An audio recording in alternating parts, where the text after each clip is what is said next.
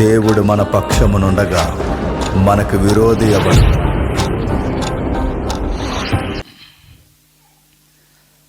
పరలోకమందున మా తండ్రి, ఇప్పటి వరకు మీ కుమారుని ద్వారా బలమైన మాటలు మాకు అందించారు తండ్రి. మిగిలిన మాటలు కూడా కేవలం మా భక్తి జీవితాన్ని 100 రెట్లు పెంచుకోవడానికి కావలసిన మాటలు మీరే మాకు అందించండి. వింటున్న వారందరితో ముఖాముఖిగా మీరే మాట్లాడండి తండ్రి. వారి జీవితాల్లో ఉన్న లోపాలు సరి చేసుకోవడానికి, వారి జీవితాల్లో కేంద్ర స్థానం మీరే కావడానికి, భక్తి కలిగి మీ మీద ఆనుకోవడానికి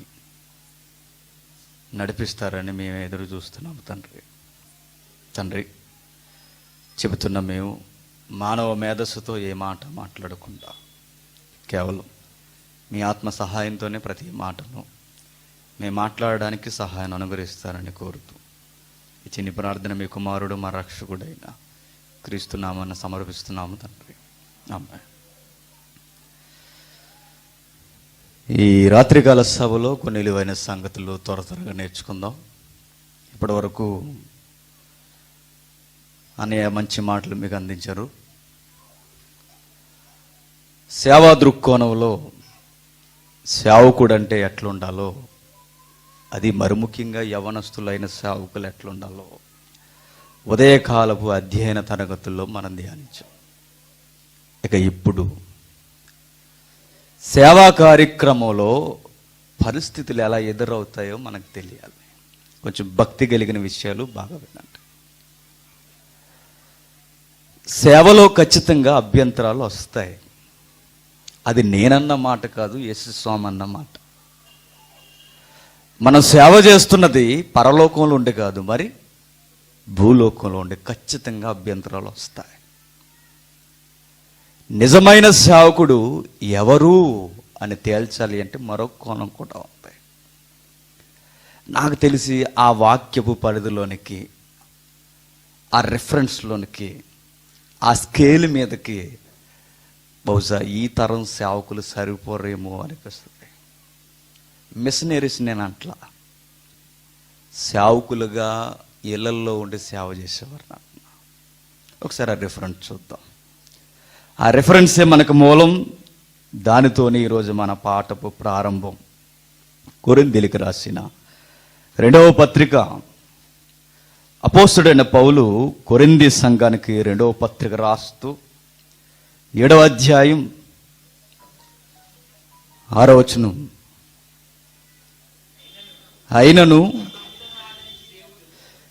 దీనులను 5వ వచనం నుండి చూద్దాం. 5వ వచనం నుండి, మేము మాసిదోనియాకు వచ్చినప్పుడు మా శరీరము ఏమాత్రము విశ్రాంతి పొందలేదు. అది సేవకునికి ఉండవలసింది. మేము మాసిదోనియాకు వచ్చినప్పుడు, మాసిదోనియా అంటే ఎక్కడుంది? మాసిదోనియా యుగోస్లావియా, ఎక్కడో యూరప్ ఖండం, ఎక్కడ యెరూషలేం. అక్కడి నుండి ఇక్కడికి ఫ్లైట్లో వెళ్ళలేదు ఆయన. మరి కాళ్ళ నడకన మైళ్ళు మైళ్ళు దూరాన్ని పోతూ సువార్త భారం మా జన్మ హక్కు అన్నట్టుగా కంకణం కట్టుకొని బయలుదేరారు. ఆయన పర్సనల్ లెటరు సంఘానికి రాస్తూ రోమీలకు ఒక మాట అంటే, మీరు ఎప్పుడన్నా కొలతలు వేస్తారు లేదో నాకు తెలియదు కానీ కొలత ఏంటి, ఇంటికి వెళ్ళిన తర్వాత గూగుల్ తెల్ల ఉంది కదా, గూగుల్ దగ్గర పెట్టుకొని ఒక్కసారి ఆ రెఫరెన్స్ తీయండి. నిజంగా ఎన్ని వేల కిలోమీటర్లు వస్తుంది తెలుసా? చూద్దాం ఒకసారి. రోమీలకు రాసిన పత్రిక, ఈ మాటలను ఉంచండి. రోమీలకు రాసిన పత్రిక 15వ అధ్యాయం, రోమీలకు రాసిన పత్రిక 15వ అధ్యాయం 19వ వచనం, ఎలాగనగా అన్యజనులు విధేయులగునట్లు వాక్యము చేతను, క్రియ చేతను, గురుతుల బలము చేతను, మహత్కార్యముల బలము చేతను, పరిశుద్ధాత్మ బలము చేతను, క్రీస్తు నా ద్వారా చేయించిన వాటిని గూర్చియే గాని మరి దేనిని గూర్చి మాట్లాడ తెగింపను.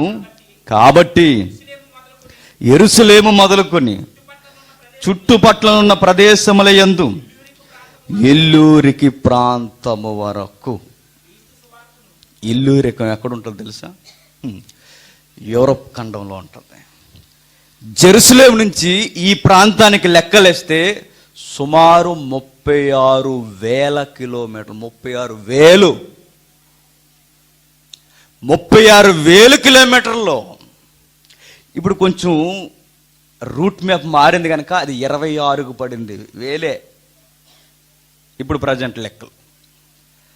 36,000 కిలోమీటర్లు. ఆ రోజు ఎందుకెళ్ళావయ్యా అని అడిగితే ఆయన అంటాడు, సంఘమును గూర్చిన చింత అంటాడు. సిలువను గూర్చిన వార్త నశించుచున్న వారికి ఎట్లయినా ప్రకాశింపచేయాలని కుతూహలం కలిగి బయలుదేరుతున్నాను. మీకు పౌలు గారు గురించి తెలియాలంటే ఆయన బ్యాక్ హిస్టరీ కొంచెం తెలియాలండి. చరిత్ర అంతా చెప్పడానికి సమయం సరిపోదు. కానీ క్రీస్తు పూర్వం 167వ సంవత్సరంలో అంతియోకియా ఎపిఫెనీస్ అనేవాడు ఒకడు ఉంటాడు. ప్రొనౌన్సియేషన్ ఎలా ఉన్నా కంటెంట్ అది. హెరోదుల వంశవృక్ష పాలనలో ఉన్నవాడు వీడు. మహాహెరోదు అని బైబిల్లో ఒకడు కనబడతాడు. చదువుతారు కదా అప్పుడప్పుడు బైబిల్. చదువుతారనే వెళ్ళిపోతున్నాను ముందుకి. ఆ మహాహెరోదే 46 సంవత్సరాలు దేవాలయాన్ని కట్టించాడు. యేసుక్రీస్తు వారికి చూపిస్తుంటారే శిష్యులు, ప్రభువా ఒక్కసారి టెంపుల్ చూడు ప్రభువా, దాన్ని రాళ్ళు చూడు, చెక్కబడిన అందము చూడు, అది చూడు ఎంత చక్కగా ఉందంటే ఆయన అంటాడు, రాతి మీద రాయి నిలబడదంటాడు.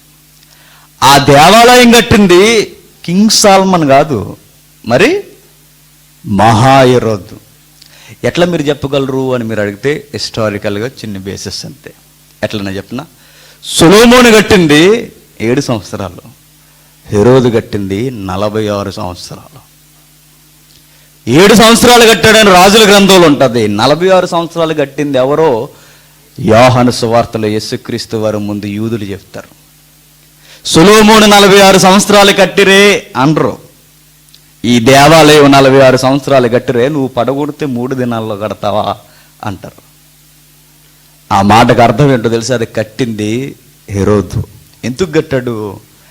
నాయకులు ఏం చేస్తారో తెలుసా, ప్రజలు మన్నన పొందుకోవడానికి, ప్రజల యొక్క మనసును వారి వైపు తిప్పుకోవడానికి మత సంబంధమైన కార్యాల్లో కూడా ప్యాకేజీలు ఇస్తారు. ట్రెండ్ నడుస్తుంది ఇప్పుడు అది. చాలా మంది పాస్టర్, మీరు ఎలక్షన్ దగ్గరకు వస్తుంది గమనించండి. ఎలక్షన్ దగ్గరకు వస్తుంది, ఎవడైనా రాజకీయ నాయకుని పిలుస్తున్నాడన్నా, పలానా పార్టీకి సపోర్ట్ చేస్తున్నాడన్నా, వాడు పక్క గజ దొంగ అన్న సంగతి మర్చిపోకండి. ఎందుకో చెప్పినా, ఈ మాత్రం ఫిగర్ నేను చూపించాను అనుకోండి, సంఖ్య, ప్యాకేజీలు ఇస్తారు. అది సంఘస్థులకు తెలియదండి. తెలీదా సంగతి? మేము తీసుకున్నామా అని పౌరుషం వస్తే విట్నెస్లు రెడీగా ఉన్నాయి, అడగమని చెప్పండి. లక్షలు దున్నేస్తారు వీళ్ళ సంఘాలను చూపించి. ఎందుకు? ఎప్పుడు చర్చకు రాని రాజకీయ నాయకుడిని వాడు అడుగు ఎందుకు సంఘంలో పెట్టేస్తున్నారు? క్యాష్. నాయకులకున్న జబ్బు ఏంటంటే ప్రజల యొక్క ఓటులు మన్నన కావాలి. సంఘ నాయకులకున్న జబ్బు ఏంటంటే డబ్బు కావాలి. ఈ రెండిటి మధ్య నలిగిపోయే అమాయకులు ఎవరు ఉన్నారంటే మనలాంటి వాళ్ళు, మనలాంటి విశ్వాసులు. ఆ రోజు వాడు కూడా ప్యాకేజీలు ప్రకటిస్తున్నాడు, మహాహెరోదు. వాడి చరిత్ర మీద చదువుకుంటూ పోయి, వాడు భయంకరమైన నీచుడు, అధికారం కొరకు పిల్లల్ని చంపునోడాడు. అంత భయంకరమైన వాడు ప్రజల మన్నన పొందుకోవాలంటే, నా మీద ఒక బ్యాడ్ కామెంట్స్ ఉన్నాయి సమాజంలో, అవి పోవాలి అంటే, ప్రజలు నా వైపు తిరగాలంటే యూదులకి మతపిచ్చి బాగా ఎక్కువ. ఆ యూదుల మనసు నేను గెలుచుకోవాలి అంటే వీళ్ళకి ఒక చిహ్నం ఉంది, అది సాల్మన్ టెంపుల్. అది పునర్నిర్మాణం చేసి ఆ పునాదుల మీద మరలా నేను నిర్మాణాన్ని కడితే ఖచ్చితంగా ప్రజలు నన్ను మెచ్చుకుంటారని దేవాలయం యొక్క పనులు ప్రారంభించాడు 46 సంవత్సరాలు. అలా 46 సంవత్సరాలు దేవాలయం కడుతున్నప్పుడు కట్టాడు, బాగానే ఉంది. కట్టిన తర్వాత అందరూ ఆడవైపు చూసి మహారాజా శ్రీశ్రీ అన్నారు. అలా అన్న తర్వాత ఊరుకుంటారా? పొగుడుతున్నప్పుడు ఏం మాట్లాడుతున్నారో అర్థం ఉండదు కదా ప్రజలకి. ఎలా పడితే అలా మాట్లాడతారు. బైబిల్ ఏముందో తెలుసా? నీకు స్పీడ్ బ్రేకర్లు ఉన్నాయి, జాగ్రత్త అంతే. నాకు అంత పెద్ద ఇంట్రెస్ట్ లేదండి, ఆగను, నేను చాలా స్పీడ్గా వెళ్ళిపోతానంటే వెళ్ళిపో, అలా గాల్లోకి పోతావు, ఆగవిక. స్పీడ్ బ్రేకర్లు ఉన్నప్పుడు ఎవడండి ఇంత డిస్టర్బెన్స్ చేస్తున్నాడు నన్ను అనకూడదు. ఆ స్పీడ్ బ్రేకర్స్ ఎందుకున్నంటే స్లోగా వెళ్ళరా అయ్యా అని దాని అర్థం. వెళ్ళకపోతే నాకు ఇంత డిస్టర్బెన్స్ ఏంటంటే వెళ్ళు మరి. బైబిల్ మనకు బ్రేకులు వేస్తుంటుంది. ఆ రోజు వాడు ప్యాకేజీలు ఇచ్చి, ఇదిగో మీ సంఘానికి ఇంత, మీ సంఘానికి ఇంత, మీ స్ట్రెంత్ ఎంత ఉందో చెప్పండి, నేను ఎంత ఇస్తాను కేంద్ర ప్రభుత్వం నుండి అని. వాళ్ళ రోమిలు కేంద్ర ప్రభుత్వం అయితే వాళ్ళ కింద పనిచేసే గవర్నర్స్ ఎరోదులు అలా కేంద్ర ప్రభుత్వం దగ్గర నుండి ఫండ్ అనేది ఇచ్చేవారు. అది వస్తు రూపంలో లేదా ఇలా నిర్మాణాల రూపంలో. అలా ఇస్తున్నప్పుడు బాగానే ఉంది. ఒకరోజు ఏం జరిగిందో తెలుసా? బాగా ఒళ్ళు కొవ్వు బట్టి రాజులకి వారి సంబంధమైన దేవతను ఆ దేవాలయంలోనికి చొప్పించి అక్కడ ఆ దేవతకి ఒక బలి నైవేద్యం అర్పించారు. ఇది చరిత్రలో పచ్చి నిజాలు ఇవి. ఒక బలి నైవేద్యాన్ని అర్పించారు. ఏంటి ఆ బలి పశువు అంటే? పొట్టేలు కాదు, మంచి బలిసిన గొర్రె కాదు, లేగదోడ కాదు, మరేంటో తెలుసా? మన పురాణాల్లో ఉంది కదా, భూమిని మోసేస్తుందని. స్టైలిష్గా ఉంటుంది కానీ ఓడు మన లాంగ్వేజ్లో ఉంటుంది, దాని పేరు పంది. ఆ పందిని తీసుకెళ్ళి పవిత్ర దేవాలయం అని పిలుస్తున్న ఆ దేవాలయంలో వాడి దేవతకి బలిస్తాడంటే. ప్రతి తరంలో బైబిల్ అంటే పిచ్చెక్కిపోయి, ప్రతి తరంలో దేవుడు అంటే పిచ్చిగా బ్రతికే యవనస్తులు ప్రతి కాలంలో ఉంటారు. అవును కదా, ఉంటారు. అలానే ఆ కాలంలో కూడా ఉన్నారు. అందులో ఒక యాజకుడు ఉన్నాడు, ఆయన పేరు నాకు సరిగ్గా గుర్తులేదు. ఆ యాజకుడు ఈ అధికారుల యొక్క ఆగడాలు భరించలేకపోతాడు. ఒకరోజు 2 రోజులు ఒకడు పోతే ఒకడు సంఘంలో విచ్చలవిడిడి కార్యక్రమాలు చేస్తున్నప్పుడు ఎన్నేళ్ళు ఇది భరించాలి? చూస్తూ ఉండాలా? ధర్మశాస్త్రం వద్దని చెబుతుంటే సంఘంలో ఎందుకు ఇలాంటివి జరుగుతున్నాయి?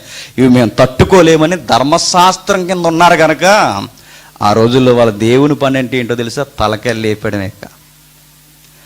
రాజులని లేదు, అధికారులని లేదు, క్యాబినెట్ మంత్రులను లేదు, ఎవరని లేదు. వాళ్ళు తీసుకున్న నిర్ణయం ఒక్కటే, జెరూసలేంలో మరి ముఖ్యంగా మన దేవాలయంలో ఇలాంటి ఆగడాలు ఎవడైనా జరిగిస్తే ధర్మశాస్త్రం కొలత ప్రకారం వాళ్ళ సింహాసనాలతో సహా లేచిపోవాలని కొన్ని టీమ్స్ ఫామ్ అయ్యాయి. ఆ టీమ్స్ తీసుకున్న ట్రైనింగ్ ఏంటో తెలుసా? Guerrilla war. అక్కడే పుట్టింది అది. ఆ పదం అందరికి తెలియదు. గెరిల్లా వార్ అంటే డిపార్ట్మెంట్ని అడగని చెబుతుంది. గెరిల్లా వారిని అంటే బార్డర్లో ఎపన పెట్టి తిరుగుతున్న వాడిని అడగని చెప్తుంది. గెరిల్లా వారంటే ఫోర్స్ని అడగని చెప్తుంది. గెరిల్లా వారంటే నక్సల్స్ని అడగని చెప్తారు. గెరిల్లా వారంటే ఏంటో తెలుసా? ఇప్పుడు ఇక్కడ ఈ ప్రాంతం ఉందనుకోండి, ఇక్కడ ఒకడు నేను లేపేయాలంటే నేను ఇక్కడ ఉన్నానన్న సంగతి వాడికి తెలియదు, కానీ వాడు లేచిపోతాడు. దానికి ఒక స్లోగన్ ఉంటుంది. ప్రకృతి సంబంధమైన వస్తువులను మనం ఉపయోగించుకుంటూ శత్రువుకి మనం కనబడకుండా రెప్పపాటున దాడి చేసే దాన్నే గెరిల్లా వార్ అంటారు. అది గ్రే హౌండ్స్ ఇప్పుడు ఫాలో అవుతుంది. గ్రే హౌండ్స్ తెలుసు కదా, పోలీస్ డిపార్ట్మెంట్. నక్సలైట్లు పోవడానికి కారణం, తగ్గిపోవడానికి కారణం గ్రే హౌండ్స్. ఆ ట్రైనింగ్ నేను చేశాను, అందుకే నాకు తెలుసు. అందులో ఈ మెథడ్ ఇప్పటికీ ఫాలో అవుతారు. ఎందుకంటే ఇప్పటికీ సిఆర్పిఎఫ్ జవాన్స్ స్పెషల్ ట్రైనింగ్ కొరకు 3 months 4 months గ్రే హౌండ్స్కి వచ్చి ట్రైనింగ్ అవుతారు. ఎందుకు? వారు గెరిల్లా వారిలో ఆరిదేరిపోయారు గ్రే హౌండ్స్ వాళ్ళు. స్పెషల్ టీమ్స్ ఈ జంగిల్లో తిరుగుతున్నాయంటే నక్సలైట్లు ఆ పక్క నుంచి ఇలా తిరిగేస్తారు. స్పెషల్ టీమ్స్ ఉంటుంది, ఏఎన్ఎస్ అంటారు సరే, యాంటీ నక్సల్ స్కాట్. వీళ్ళు తిరిగితే వీళ్ళు మీరు అలా వెళ్ళిపోవడం, వీళ్ళు వెళ్ళిపోతాను, హాయ్ బాయ్ బాయ్ అని వెళ్ళిపోతారు. అదే గ్రే హౌండ్స్ దిగిందని సంకేతం వచ్చింది అనుకోండి, వాళ్ళకి దరిదాపుల్లో ఉండరు. గ్రే హౌండ్స్ అంటే ఏంటో తెలుసా? ఏట కుక్క. వెంటాడి వెంటాడి వెంటాడి వెంటాడి చంపుద్ది. దానికి అసలు దానికి ఆవేశం రాదు, దానికి ఆ పేరెట్టుకున్నారు వాళ్ళు. నిజమే, వాళ్ళకి నక్సలెట్ కనబడ్డంటే ఆగరంటే ఎంతమందిని చంపితే అన్ని స్టార్లు పెరుగుతాయి ఇక్కడ. నిజం. బాడీ పడిపోయిన తర్వాత నాది నాదని కొట్టుకుంటారు టీంలో. నాదిరద్ది ఆ తర్వాత అంతా చెక్ చేసుకుని బుల్లెట్ మీద నెంబర్స్ ఉంటాయి, ఈడిదేరా అంటారు. అలాంటి గెరిల్ల వారు పుట్టించింది ఎవరో తెలుసా? అక్కడున్న ప్రధాన యాజకుడు. ఎందుకు దీన్ని పుట్టించాడు అంటే ఒకే ఒక్క మాట. ఎందుకు పుట్టించాడు తెలుసా? దేవాలయాన్ని, ధర్మశాస్త్రాన్ని నాశనం చేస్తున్న ఎలాంటి అధికారినైనా లేపేయడానికి స్పెషల్ టీమ్స్ కావాలి. అలా టీమ్స్ కావాలంటే యంగ్ బాయ్స్ కావాలి. యంగ్ బాయ్స్ ఎలా ఉండాలి తెలుసా? ధర్మశాస్త్రం బాగా ఎరిగిన వారే ఉండాలి. బైబిల్ అన్నా యెహోవా అన్నా పిచ్చెక్కిపోయిన వారే ఉండాలి. అట్టి వారు ఎవరున్నారని సెలక్షన్ పెడితే అందులో సెలక్షన్ అయిన ఒక టీం పేరు ఏంటో తెలుసా? పరిసయ్యులు. పరిసయ్యులు అంటే ప్రత్యేకింపబడిన వారు. దేని కొరకు? దీని కొరకే. ఇలా ప్రత్యేకింపబడిన తీవ్రవాద సంస్థది. ఆ టీంలో ఒక మెంబర్, యాక్టివ్ మెంబర్ ఎవరు తెలుసా? పౌలు. అది ఆయన బ్యాక్గ్రౌండ్. అలాంటి ఆయన ఇప్పుడు వచ్చాడు సిలువను కూర్చున్న వార్త మోయడానికి. ఇంకా ఆగుతాడా? అలాంటి వాడు ముందుకొచ్చి ఇప్పుడు ఎక్కడి నుండి ఎక్కడికి వచ్చాడు తెలుసా? రెఫరెన్స్. ఎక్కడి నుండి ఎక్కడికి తీసాడు తెలుసా? మ్యాప్లో రెఫరెన్స్. జెరూసలేం నుండి ఇల్లూరి అంటే యూరప్ ఖండం వరకు వెళ్ళిపోయాడండి. ఎందుకయ్యా ఇలా పరిగెడుతున్నావంటే సువార్త ప్రకటన నా జన్మ హక్కు అంటాడు ఆయన. సువార్త ప్రకటన చేయడమే నా జీవిత లక్ష్యం, ఇక నేను చెప్పకుండా ఉండలేనన్నాడు. అంతే. అర్థమైనోడికి అలా ఉంటుంది, అర్థం కానోడికి లాస్ట్లో వెళ్దామండి 3 days ఏం వెళ్తాం అంటాడు. కొంతమంది భక్తులు నైట్ వచ్చారు, మరి పగలేమయ్యారు? ఏమయ్యారు? రెఫరెన్స్ చూడండి. అదే కొరింథీయులకు రాసిన పత్రిక 6వ అధ్యాయం, క్షమించండి 7వ అధ్యాయం 5వ వచనం నుండి, మేము మాసిదోనియాకు వచ్చినప్పుడును మా శరీరము ఏమాత్రము విశ్రాంతి పొందలేదు, ఎటు పోయినను మాకు శ్రమయే. నిజమైన సేవకుడు ఎట్లుంటాడో పౌలు చెప్తున్నాడు. నిజమైన సేవకునికి రెస్ట్ ఉండదు. అది బెస్ట్ ఆన్సర్.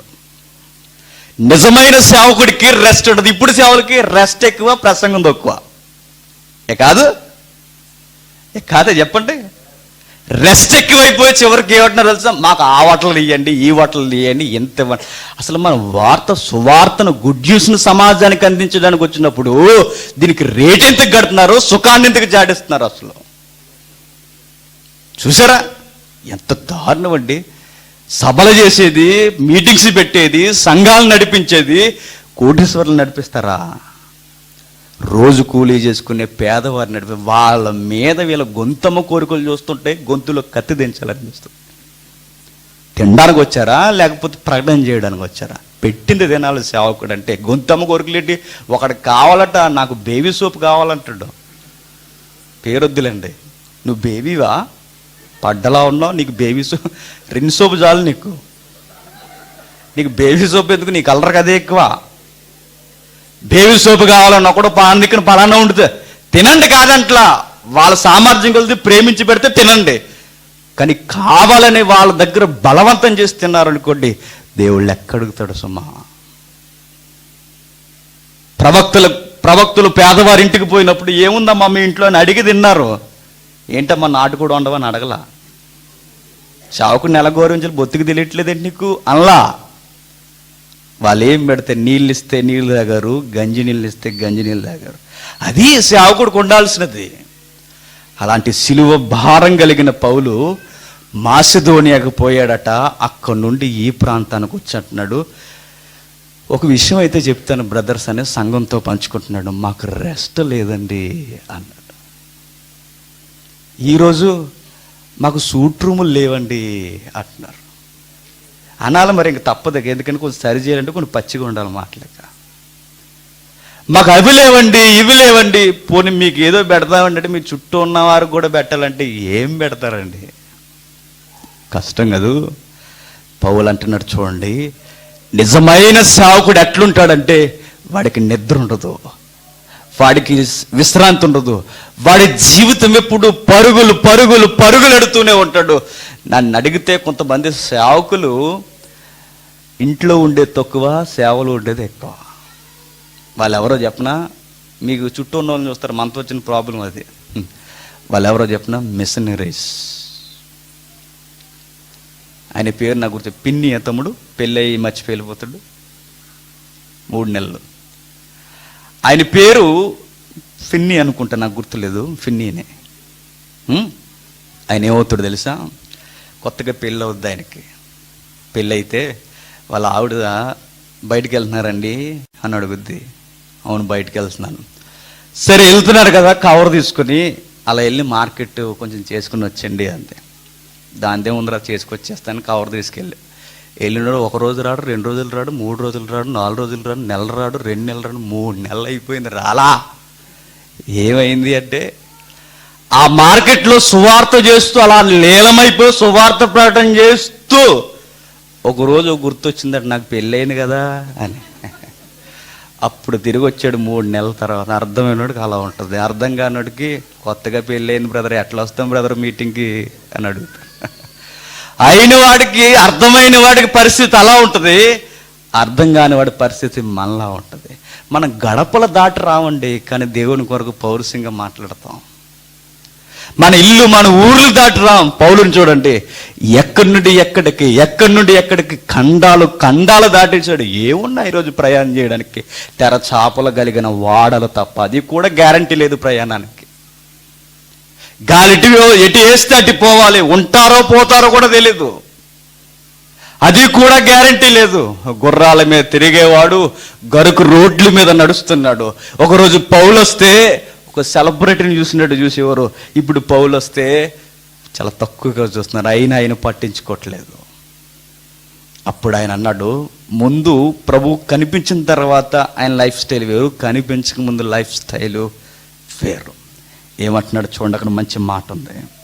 5వ వచనం, మేము మాసిదోనియాకు వచ్చినప్పుడు మా శరీరము ఏమాత్రము విశ్రాంతి పొందలేదు, ఎటు పోయినను మాకు శ్రమయే కలిగిను. ఎలుపట పోరాటములు, లోపట భయములు ఉండెను. ఎలుపట పోరాటములు, లోపల భయములు. ఈ పోరాటములు సువార్తను గూర్చిన పోరాటములే. ఇక ఏ పోరాటాలు కాదు. ఇక మీరు కార్గిల్ వారు అలాంటి పెద్ద పెద్ద ఫిగర్లు పెట్టకండి. ఇక్కడ చాలామంది ఏ పడతాయి పెడుతున్నారు పోరాటం అనగానే. ఇక్కడ చేస్తున్న పోరాటం దేని కొరకంటే కేవలం సిలువను గూర్చిన వార్త సమాజంలోనికి పోవడానికే. ఎథెన్స్లో ఆయన ప్రసంగం చేసినప్పుడు ఎవరితో ఆయన వాదన చేశాడో తెలుసా? ఫిలాసఫీ తెలిసిన వాళ్ళతో వాదన చేశాడు. అది పోరాటం. ఆయన ప్రసంగం చేస్తున్నప్పుడు ఎందరో లౌకిక సంబంధమైన స్కాలర్స్ ఆయన ముందుకు వచ్చి, ఏందయ్యా నువ్వు చెప్పేది అని అడగడానికి అవకాశం లేకుండానే పునరుద్ధానమును కూర్చిన వార్త బలముగా తీసుకెళ్ళిపోయాడు. అది పోరాటం ఆయన చేసినది. అలా పోరాటం చేస్తున్నప్పుడు ఎటుపోయినను మాకు పోరాటములు ఎదురవుతున్నాయి. బయట పోరాటములు, లోపల భయం. ఈ భయం మనుషుల్ని చూసి కాదు. ఆ భయం ఏంటో చెప్పనా? ఎట్లా అయినా సరే తుదమట్టుకు నా పరుగు కడముట్టించవలనన్న భయం. నా జీవితాన్ని ఎటు అయినా ఇంత ప్రకటిస్తున్నా నేను పడిపోకుండా ఉండాలి అన్న భయం. నేను ఎట్లయినా నిలబడాలి అన్న భయంతో కూడిన బాధ్యత. అది ఆయన భయం, అదే ఆయన టార్గెట్. మనుషుని చూసి భయపడ్డ. ఎందుకు? అప్పటికి ఆయన ఏ టీము? పరిసయ్యుల టీంలో ఉన్నాడు. ఆయనకేంటి భయం? ఆ ట్రైనింగ్లోనే ఉండదు భయం. అలాంటి ఆయన మనుషులను చూసి భయపడే స్వభావం, మనుషులను చూసి భయపడే స్వభావం కాదు ఆయన. మరి ఎలా అయినా సరే అంతం వరకు నమ్మకంగా ఉండి, బలా నమ్మకమైన దాసుడు అన్న శబ్దానికి నేను రెడీ ప్రభువా అన్న దానికి నాకు స్టాండింగ్ ఉండాలని, అది ఆయన భయం. ఆ భయం కలిగిన వాడిగా పరుగులు తీస్తున్నాడు. అలా వెళుతున్నప్పుడు ఆయనకి చాలా ఆపదలు వచ్చేసాయండి. ఎప్పుడు గుర్తుపెట్టుకోండి, మనం క్రైస్తవం అని ఎప్పుడు గుర్తు తెలుసా? చక్కగా నీట్గా ఉన్నప్పుడు కాదు. మనం క్రైస్తవులు అని ఎప్పుడు గుర్తంటే కింది చెప్తాడు చూడండి, అయినను దీనులను ఆదరించు దేవుడు తీతు రాక వలన మమ్మును ఆదరించును. అక్కడ వచ్చింది మాట చూడండి. ఎటుపోయినను శ్రమే, ఎటుపోయినను మాకు బాధలే, ఎటుపోయినను సూటుపోటి మాటలు, ఎటుపోయినను కపట సహోదరులు, ఎటుపోయినను నమ్మిన వారే మమ్మల్ని మోసం చేశారు, ఎటుపోయినను మాకు శాంతి సమాధానం దొరకలేదు. అయినను ఇట్టి పరిస్థితుల్లో ఆదరించే దేవుడు మాకున్నాడు అంటున్నాడు. క్రైస్తవులు అనగానే గుర్తు ఏంటో చెప్పనా? క్రైస్తవులు అనగానే గుర్తు ఇదిగో, నా నిమిత్తము అనేకులు మిమ్మల్ని నిందించినప్పుడు మీరు నా శిష్యులని తెలుసుకొనుడి అన్నాడు. మనమేమన్నాం? మమ్మల్ని నిందిస్తే ఊరుకోము, స్పెషల్ జీవో చేయండి అంటున్నాం. అసలు ఏమైనా అర్థమవుతుంది వీళ్ళకి సారు? మమ్మల్ని నిందిస్తే కుదరదు, మాకు ప్రత్యేకమైన హక్కులు కావాలి. అసలు క్రైస్తవ్యం అంటేనే అంటారు మనల్ని, వద్దంటే ఎట్లా కుదురుద్ది? అసలు క్రైస్తవ్యం అంటేనే ఆయన నిమిత్తం మన మీద నిందలేస్తారు, అవమానం. అసలు ఆ నాయకునికే అన్యాయపు తీర్పు జరిగింది, మర్చిపోయారా? ఈయన ఎందు మాకు ఏ దోషము కనబడదన్న ఆ కోర్టే మరలా నేరస్తునిగా నిలబెట్టింది. ఆయనకే అన్యాయపు తీర్పు. మనకు రావు అన్యాయపు తీర్పులు? వస్తాయి, కానీ వద్దంటున్నాం మనం. అర్థమవుతుందా మనకు అసలు క్రైస్తవం యొక్క బాట? అర్థం అవట్లా. అందుకే పౌలు అంటున్నాడు, ప్రభువా ఇవి ఎలా అయినా సరే పోవాలి అంటలేదు ఆయన. ప్రభువా అట్టి పరిస్థితుల్లో మమ్మల్ని ఆదరించి ప్రభువా అంటున్నాడు. శ్రమలు కలుగుతున్నప్పుడు శ్రమలు తీసే అనకూడదు. నిజమైన క్రైస్తవుడు అట్లా అండు. శ్రమలు కలుగుతున్నప్పుడు శ్రమలు తీసే ప్రభువా అనకూడదు. మరి శ్రమలను జయించే శక్తిని ఇవ్వ ప్రభువా అనాలి. శ్రమలకు ఎదురొట్టి నిలబడే శక్తిని మాకు అనుగ్రహించి ప్రభువా. అది భక్తి కోణం. వద్దంటారు, మాకు వద్దు, మేము ఎలా వెళ్ళమంటారు, మమ్మల్ని ఎవరు అడ్డగించొద్దంటారు. అట్లా కాదు. పౌలుని చూడండి, ఆదరించు దేవుడు. అక్కడ ఒక మంచి పదం అన్నాడండి, అదే మనకు కావాల్సింది. దీనులను ఆదరించు దేవుడు. ఎందుకు పౌలు గారు ఎంతగా ఆవేదన వ్యక్తం చేస్తున్నాడు? ఎందుకో చెప్పనా? మీరు ఇంటికి వెళ్ళిన చదవండి. 3.5 సంవత్సరాలు సుమారుగా ఆసియా రాష్ట్రంలో, ఆసియా ఖండం కదా, ఆసియా రాష్ట్రంలో, ఆసియా రాష్ట్రం మొత్తం మీద 3.5 సంవత్సరాలు రాత్రింబగళ్ళు కన్నీళ్లు విడిచి సంఘాన్ని స్థాపిస్తాడు. స్థాపించిన తర్వాత సంఘ పెద్దలను సంఘ పెద్దలు, రాజకీయ పెద్దలను కాదు, సంఘ పెద్దలను సంఘంలో ఏర్పాటు చేసి సంఘ పెద్దల మీద సంఘాన్ని బాధ్యత అప్పగించి అప్పుడు పై ప్రదేశాలకి సువార్తను ప్రకటించడానికి పోతాడు. మరలా ఆయనకు వచ్చిన వార్త ఏంటో తెలుసా? ఇదిగో ఆసియాలో ఉన్న వారందరూ నన్ను విడిచిపోయారు అంటాడు. చూసారా? ఆయన పడిన కష్టం అనతి కాలంలోనే అందరూ రకరకాల మార్గాల వైపుకి వెళ్ళిపోయారు. మరొక మాట ఏంటో తెలుసా? ఆయన ప్రసంగం చేస్తుంటే ఆయన అంటున్నారు, వీడు మంచి పదాలు వాడతాడండి, వీడు మంచి రైటర్. ముందు బైబిల్లో ఇతను మంచి రైటర్ కానీ మంచి ప్రసంగికుడు కాడు. ప్రసంగంలో పసలేదన్నారు పౌలుని చూసి. ప్రసంగంలో ఏముండాలట? చూస్తారా పోనీ? నా వైపు చూడకుండా బైబిల్ వైపు చూడండి. కొరింథీయులకు రాసిన పత్రిక, అదే పత్రిక 10వ అధ్యాయం 10వ వచనం. అతని పత్రికలు ఘనమైనవియు, అతడు శరీర రూపమునకు బలహీనుడు. శరీర రూపమునకు బలహీనుడు అంటే ఆయనకి ఏదో పాపం ఉంది అనుకోకండి, ఎలా పడితే అలా కలిపేస్తారు. అది కదా దాని అర్థం. శరీర రూపానికి చూడడానికి అంత చెప్పుకోదగ్గ ఫిగరోగాడు. ఇంకా అతని ప్రసంగము కొరగానిదని ఒకడనును. ఏమంటున్నాడు? ఆయన రైటరు బాగుంది, పత్రికలు మంచి పదాలతో రాస్తున్నాడు, కానీ ప్రసంగం మాత్రం పసలేదంటున్నారు. ప్రసంగానికి పస ఉండడం అంటే దాని అర్థం ఏంటో తెలిసి మన లాంగ్వేజ్లో పంచి డైలాగులు ఉండాలి. ఇప్పుడు అదే కదండి. నాకు ఉండేది ఆ జబ్బు అండ్ నేను అలా ఉన్నప్పుడు నాకు అవే గుర్తుండేవి. ప్రసంగానికి వెళ్ళిన తర్వాత ఇంటికి వచ్చిన తర్వాత ఏం గుర్తుండేవో తెలుసా? డైలాగులు గుర్తుండేవి. మరి వాక్యాలు మాకు ఆపసే కావాలనుకున్నాం మనం. సారం గుర్తులేదు, డైలాగ్స్ గుర్తున్నాయి. పౌలు గారిని అంటున్నారు, ఆయన ప్రసంగం అంతా ఉండదులేండి. చూసారా? ఈరోజు ప్రసంగం అనగానే, ఒకరోజు ప్రసంగాలు ఎలా చేసేవారు తెలుసా? ఎదుటి వాడిని ఎలా అయినా రక్షించాలని చేసేవారు. ఇప్పుడు ప్రసంగం ఎలా చేస్తున్నారు తెలుసా? జేమ్స్ బ్రదర్కి బైబిల్ మీద చాలా గ్రిప్ ఉందండి అని మీరు అనుకోవాలి. అలా చేస్తాను అన్నమాట నేను ప్రసంగం. అలా అయిపోయింది ట్రెండ్ ఇప్పుడు. అలా బోధిస్తున్నాం ఇప్పుడు. పౌలు గారిని కూడా ఆ కొలతలోకి లాగుతున్నారు. ఆయన అంత కాదండి. మరలా ఆయన అంటున్నారు కింది వచనంలో, మేము ఎదుట లేనప్పుడు పత్రికల ద్వారా మాటలు ఎందు ఎట్టువారమై ఉన్నాము, ఎదుట ఉన్నప్పుడు క్రియల యందును అట్టివారిమై ఉందుమని అట్లను వాడు తలంచుకునే వాళ్ళని మమ్మల్ని ఏమైతే అంటున్నారో, పత్రికలైతే బలముగా ఉన్నాయి, వారు చూస్తే బలహీనంగా ఉన్నారని మమ్మల్ని అంటున్నారే, మేము చెబుతున్నాం ఎదుటున్నప్పుడు మేము ఎలా అయితే ఉన్నామో ఎదుటి లేనప్పుడు కూడా మేము అలానే ఉంటాం. ఎందుకో తెలుసు, మా ఎదుటి ఉన్నది మీరు కాదు, మరి మేము నమ్ముకున్నది దేవుడు. ఇలాంటి కుతూహలం కలిగి ఆయన పని చేస్తుంటే ఇంకా కిందికి తయారయ్యారు చూడండి. తమ్మును తామే మెచ్చుకుని కొందరితో జతపరుచుకున్నటకైనను వారితో సరిచూసుకున్నటకైనను మేము తెగింపజాలము కానీ, ఏమన్నారు? తమ్మును తామే మెచ్చుకుంటారట. పౌలు గారి ముందుకు వచ్చి కొంతమంది బ్యాచ్ వాళ్ళు అంటారట, పౌలు గారు మనకి ఎందుకండి, మరి మనలో మనమే కొంచెం రెడీ అవుతాం. అంటే ముందున్న క్రైస్తవ్యాన్ని కాదైనా తర్వాత వచ్చిన క్రైస్తవులు అయినా మనం ఏం చేస్తాం తెలుసా, మనల్ని మనమే మెచ్చుకుంటాం. మనల్ని ఏమంటారు తెలుసా, ఈ అన్న లేచాడు అనుకోండి, అన్న అంటాడు ఏమని, ఈయన ఎవరు తెలుసా, ఇంటర్నేషనల్ స్పీకర్ బ్రదర్ జేమ్స్ అంటాడు. అప్పుడు నేను లెగిసి ఈయన ఏమంటాను తెలుసా, ఈయన ఈజ్ ఎ కింగ్ అంటాము. ఒకరిని ఒకరు పొగిడేసుకుని సొంత ప్రసంగికులను తయారు చేసేసుకుంటారట. పౌలు గారికి మంట బుట్టేలా. పౌలు అన్నాడు, ఒరే మెచ్చుకోండి కానీ మీతో మాత్రం మేము సరిదోగంరా అన్నాడు.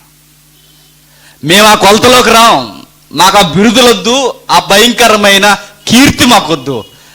మేము ఎవరు ఎదుటున్నామో మాకు తెలుసు. ఇంత భారము కలిగి సేవ చేస్తున్నప్పుడు నమ్మిన వారే ఆయన మోసం చేసి చాలామంది వెళ్ళిపోయారు. ఆయన నిజాయితీపరుడు చెప్పనా, ఎందుకో చెప్పనా, పౌలు గారు బోధ చూసి రాలేదు, మరి ఆయన బ్రతుకుని చూసి వచ్చారు చాలామంది. అందులో ఒకరు తిమోతి. ఇంటికి వెళ్ళినారు, చదవండి. తిమోతికి పర్సనల్ లెటర్ రాస్తూ ఆయన అంటాడు, నాయన నీవు నా బోధను నన్నును చూసి వెంబడించితివి అంటాడు. నన్ను చూసావు, నా బోధను చూసావు. మొదట నన్ను చూసావు. మీ ఊర్లో ఏం జరిగింది, ఊరకే నన్ను రాళ్ళతో కొట్టారు కదా, చూసావు అది నువ్వు. అప్పటికి గుడ్ విల్ ఉంది ఎవరికి, తిమోతికి. అప్పటికే మంచి పేరుంది తిమోతికి. మంచి పేరున్న నీవు, అప్పటికే మంచి ఉపదేశకుడిగా పేరు పొందిన నీవు నన్ను ఊరకే వెంబడించలేదు. నా విశ్వాసము, నా బ్రతుకు ఇవన్నీ చూసి అప్పుడు నా ప్రసంగం విని వచ్చావు. నేను ఎలా ఉన్నాను నీకు తెలుసు నాయన. పౌలు గారిని ఇలా గుంపులుగా వెంబడించారు. కొంతమంది వదిలిపోయారు. ఎందుకు, స్వార్థపరులు. కొత్త సిద్ధాంతాలు తెచ్చారు. ఈ మధ్యకాలంలో ఎక్కువగా కొత్తగా చెప్పాలని చెత్తలా చెబుతున్నారు. కొత్తది ఎందుకు నాకు ఉన్నవి చెప్తే సరిపోదా? ఉన్న సంగతులే, ఉన్న సందర్భాలే చెప్తే చాలు. మళ్ళీ లేని మర్మాలు ఎందుకు ఇందులో? కొత్త మర్మాలు చెప్పి అవన్నీ వదిలేయండి. ఎప్పుడు గుర్తుపెట్టుకోండి, ప్రసంగాలు చేసేవారు మనం ఉన్నాం. ఒకవేళ మీలో ఎవరైనా ఉంటే జ్ఞాపకం పెట్టుకోండి, ప్రసంగం వెనక మీ దృక్కోణం ఎలా ఉండాలో తెలుసా? అదే ప్రసంగానికి సీక్రెట్. ఏంటో తెలుసా? ఒక ప్రసంగాన్ని మనం రెడీ చేస్తున్నప్పుడు ఆ ప్రసంగంలో విన్నవానికి క్యారెక్టర్ ఇంప్లిమెంట్ అవ్వాలి. విన్నవాని యొక్క వ్యక్తిగత వికాసం పెరగాలి దేవుళ్ళలో. అది ప్రసంగంలో ఉండాలి. మరొక విషయం ఏంటో తెలుసా? దేవునికి వాడుకున్న అగాధం పూడ్చబడాలి.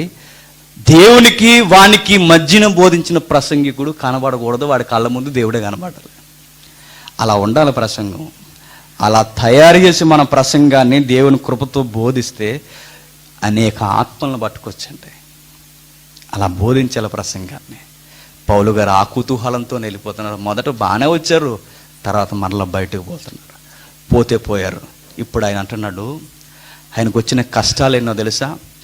నదుల వలన ఆపద, ఇంకా సహోదరుల వలన ఆపద, సముద్రాల్లో ఆపద, జాగరాలు, నిద్రలేనితనం, ఆకలి దప్పులు, ఇంకా కొరడ దెబ్బలు, ఇంకా అవమానాలు, ఇంకా దిగంబరత్వం, ఇంకా బట్టలు లేకుండానే నడి సముద్రంలో రాత్రులు గడిపేశాడండి. ఇంకా ఇవి కాక చెప్పవలసినవి అనేకం ఉన్నవి అంటాడు. అప్పుడు అంటాడు, ఇవన్నీ ఒక ఎత్తు అయితే సంగమును వచ్చిన సింత అంటాడు. అలా కుతూహలం కలిగి బోధ చేస్తున్నప్పుడు ఆయన కోరుకునేది ఏంటో తెలుసా? ఎన్ని కష్టాల మధ్య, ఎన్ని కన్నీళ్ళ మధ్య, ఎన్ని ఆకలి దప్పుల మధ్య దీనులను ఆదరించే దేవుడు మమ్మును ఆదరిస్తాడు అన్నాడు. పౌలు గారు జ్ఞాపకం చేసుకున్నది ఎవరినో తెలుసా? మహావీరుల్ని, సూర్యుల్ని జ్ఞాపకం చేసుకోలేదు ఆయన. ఆయన సువార్త భారం శ్రమపడి బోధిస్తున్నప్పుడు వీరులను, సూర్యులను జ్ఞాపకం చేసుకోలేదు. పరాక్రమశాలను జ్ఞాపకం చేసుకోలేదు. కత్తిపెట్టిన దావీదుని జ్ఞాపకం చేసుకోలేదు. మరి దీనులను జ్ఞాపకం చేసుకున్నాడు. దీనులంటే సమాజంలో ఏ ఉనికి లేని వారిని జ్ఞాపకం చేసుకుంటున్నాడు. అంటే దీనులా ఎవరు వారు?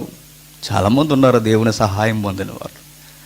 అలా దీనులను జ్ఞాపకం చేసుకుని తన పడుతున్న శ్రమను తాను ధైర్యపరుచుకుంటున్నాడు. ఇక్కడ ఒక మాట ఉంది, దీనులను ఆదరించే దేవుడు తీతు రాక వలన మమ్మును ఆదరించను. తీతు రాక వలన ఆదరించాడంటే తీతు ఆదరించడని కాదు, తీతుని దేవుడు పంపించి ఆదరణ కలగజేస్తున్నాడు. కానీ మధ్యన వచ్చిన తీతి ఎక్స్ట్రాలు చేయకూడదు. మనం చేసేది అదే. మేము లేకపోతే ఎలా ఉంటుందో, మేము లేకపోతే ఎలా నడుస్తారో, మేము లేకపోతే ఎలా ఉంటుందో, నువ్వు అదే పొద్దుటాను కదా, నువ్వు లేకపోతేనే బాగా జరుగుద్ది. అది గుర్తుపెట్టుకుంటే ఎప్పుడు తీతి ఎక్స్ట్రాలు మాట్లాడకూడదు. నా వల్లనే నీకు ఆదరణ వస్తుంది, నా వల్లనే నీకు శాంతి నేను లేకపోతే వర్క్ జరగదు అనకూడదు. తీతును పంపించింది దేవుడు, ఆదరణిస్తున్నది దేవుడు, ఆదరించేది దేవుడు. అలా వచ్చాడు.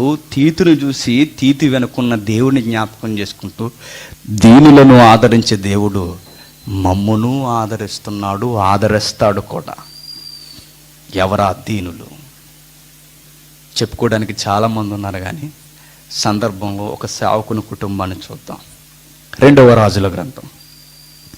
తెలిసిన సంగతే, తెలియవలసినవి చాలా ఉన్నాయి అక్కడ, మన ఆధ్యాత్మిక జీవితానికి కావలసినవి.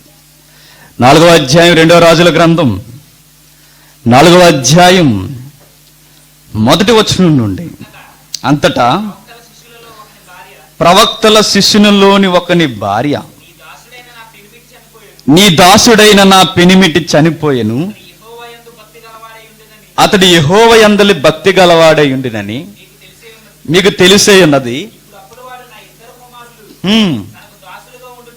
తనకు దాసులుగా ఉండుటకై వారిని పట్టుకొని పోవుటకు వచ్చి ఉన్నాడు. బాగా వినండి. సేవకుని కుటుంబం, ఆ సేవకునికి ఒక భార్య, 2 పిల్లలు. అక్కడ రాయబడిన మాట ఏంటంటే ప్రవక్తల శిష్యులలోని ఒక శిష్యుడు అని.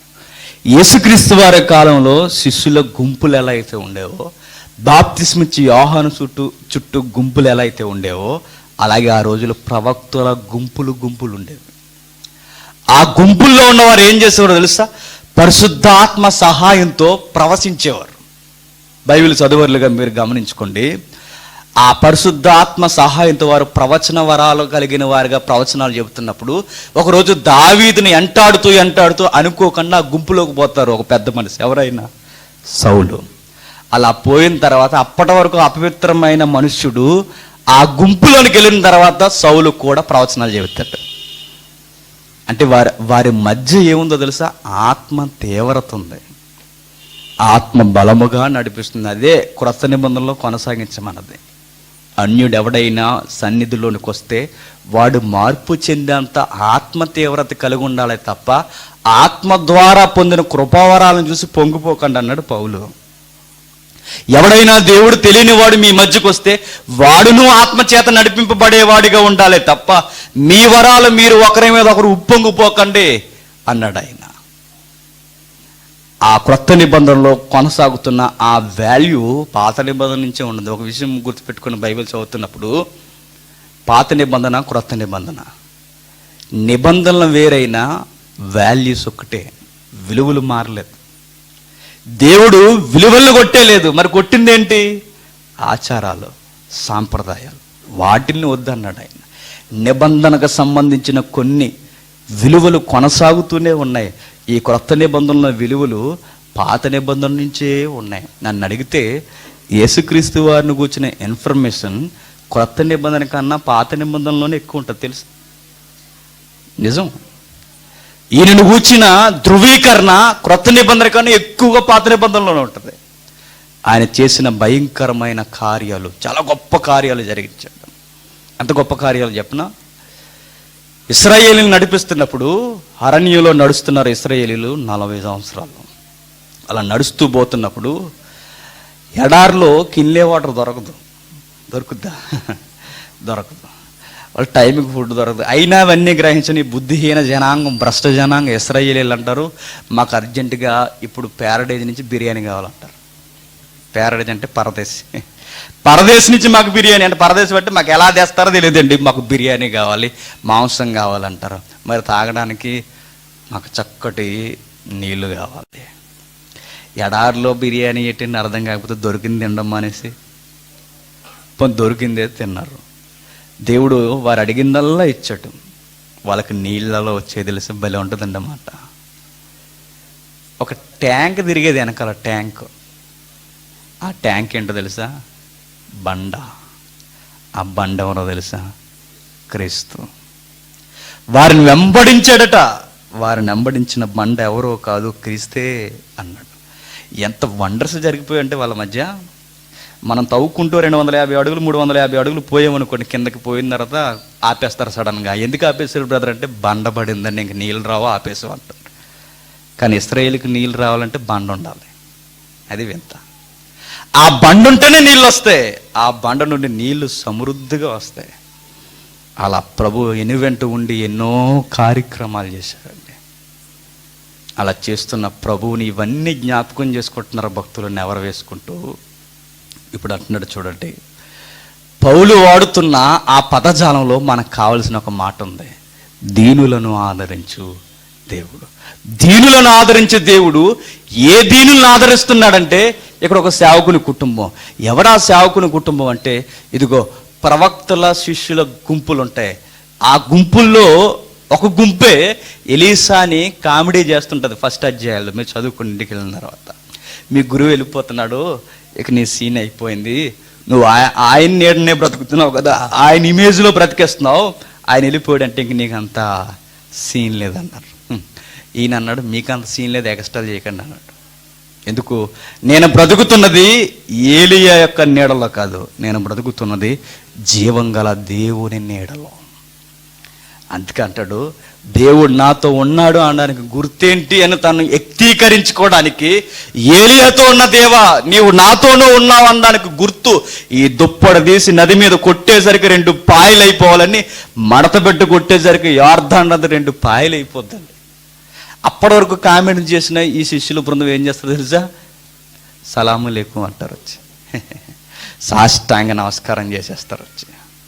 అలాంటి గుంపుల్లో ఒక శిష్యుడు, ఈ శిష్యుడు మనకు అర్థం కావడానికి అక్కడ వాడబడిన పదం దైవజనుడు. దైవజనుడు కుటుంబానికి ఎంత బాధ వచ్చిందో తెలుసా?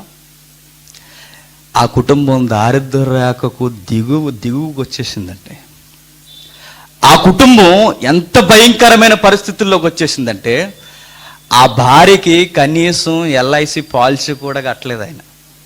అంతే కదా, మన లాంగ్వేజ్లో మాట్లాడుకుంటే LIC పాలసీ లేదు, ఇంకా అకౌంట్స్ లేదు, ఇంకా అసలు ఆదరించడానికి తమకి భూములు లేవు, ఇంకా కనీసం ఇంట్లో ఫర్నిచర్ కూడా లేదు, ఇంట్లో వస్తువు కూడా లేదు. ఆ దైవజనుడు ఎంత దారుణంగా కుటుంబాన్ని వదిలి వెళ్ళిపోయాడు తెలుసా?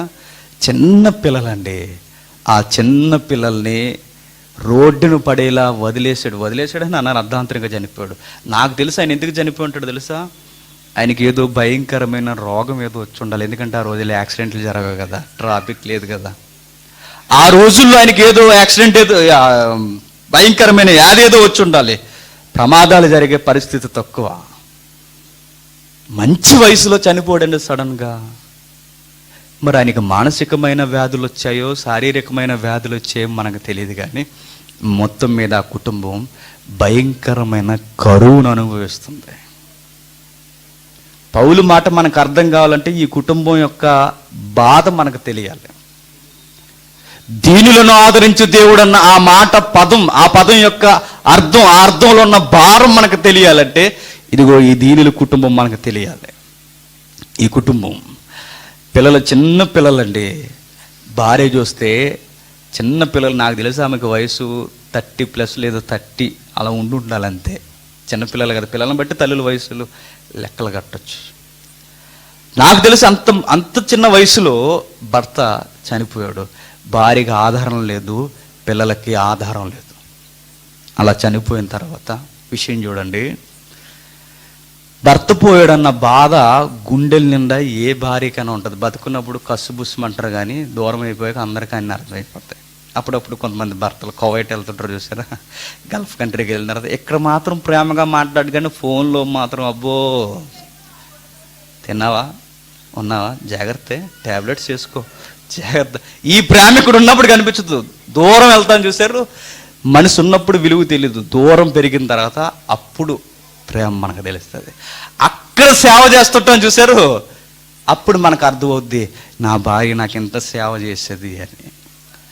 నా పడక దగ్గరికే భోజనం వచ్చేది, నా పడక దగ్గరికే నీళ్ళు వచ్చేవి, నా పడక దగ్గరికి అన్నీ తెచ్చేది, అయినా తన మీద నన్ను అరిసేవాడిని.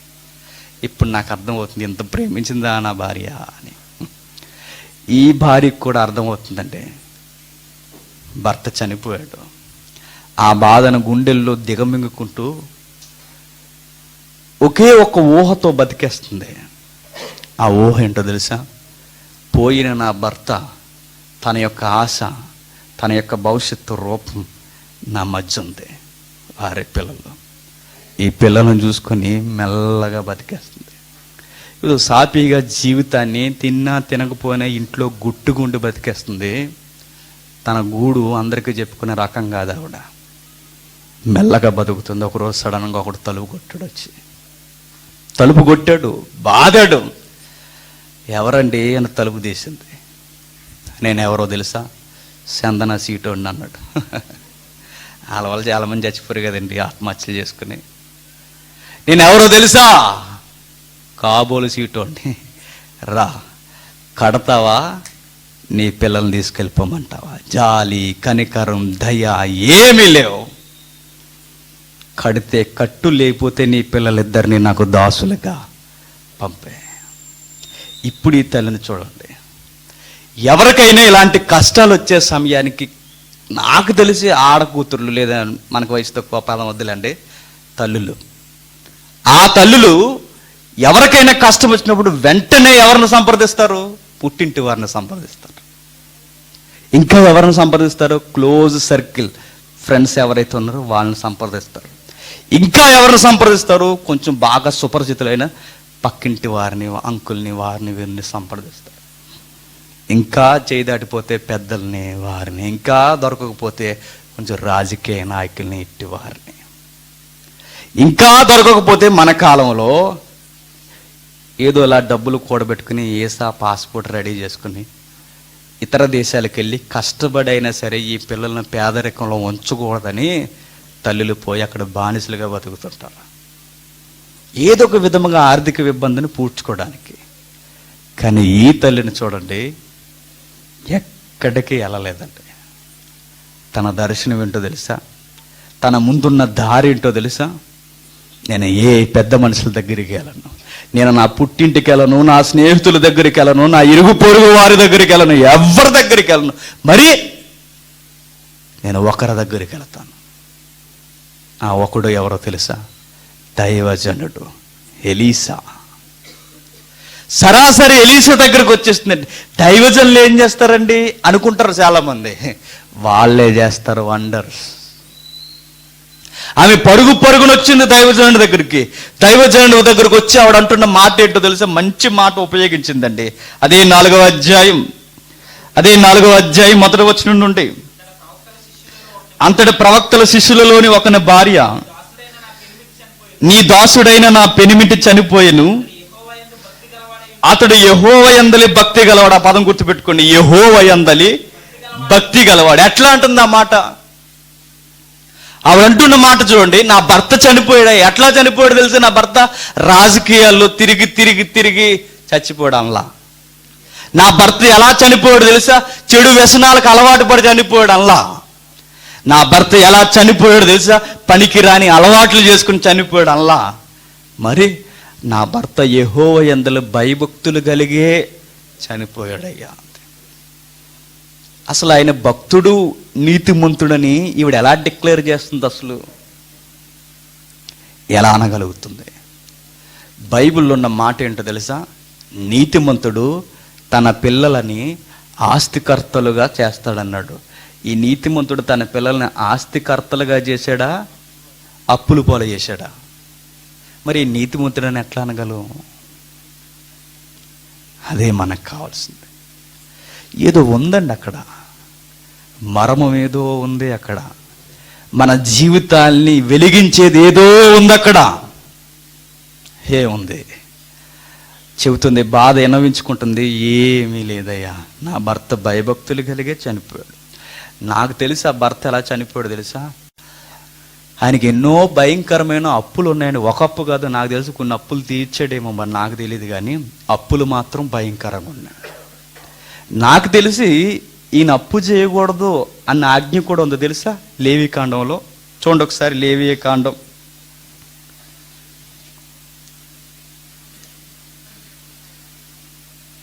25వ అధ్యాయం 39వ వచనం.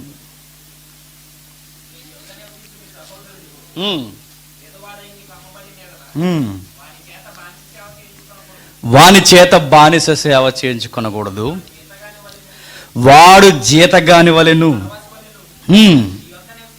నీ యొద్ద నివసించు, నీ యొద్ద దాసుడిగా ఉండవలెను. అప్పుడు అతడు తన పితరుల స్వాస్థ్యమును మరలా అనుభవించినట్లు తన పిల్లలతో కూడా నీ యొద్ద నుండి బయలుదేరి తన వంశస్థుల యొద్దకి తిరిగి వెళ్ళవలను. అప్పులు చేయకూడదు ఎవరు. ఒకవేళ ఒకరు రుణస్థులైతే ఒకరు కొద్ది కాలం మీ అవసరతల నిమిత్తము పని చేయాలి తప్ప దాసులుగా ఎంచకండి అన్నాడు. అందుకే సొలొమోను, మీరు ఇంటికి వెళ్ళినారు చదవండి, 1 రాజుల 9:22 వచనంలో ఎవరిని ఈ ట్రాక్ మీదకి తీసుకురాలేదు అన్న పదం ఉపయోగపడుతుంది అక్కడ. అంటే దైవజనులు లేవీకాండ అన్నంత కదిపితే, నిర్గమాకాండ యాజకుల క్రమాన్ని కదిపితే, యాజకులకు ఉన్న వాగ్దానం ఏంటో తెలుసా? మీరు అప్పులు చేయకూడదు. నీతిమంతులకున్న వాగ్దానం ఏంటో తెలుసా? ప్రవక్తలకున్న వాగ్దానం ఏంటో తెలుసా? మీరు అప్పులు చేయకూడదు. ఎందుకో తెలుసా? మీ స్వాస్థ్యము నేనే అన్నాడు, నా మీద మీరు ఆనుకోవాలన్నాడు. మరి ఈయన ఎందుకు అప్పులు చేశాడు? ఏమో, ఆయనకి ఏ బలహీనతలు ఉన్నాయో మనకు తెలియదు. బలహీనతలు అంటే శరీర బలహీనతలు కాదు, ఏవో ఇబ్బందులు ఉన్నాయి, ఆర్థికపరమైన ఇబ్బందులు. ఆ ఆర్థికపరమైన ఇబ్బందులు తాకలేక అప్పులు చేశాడు.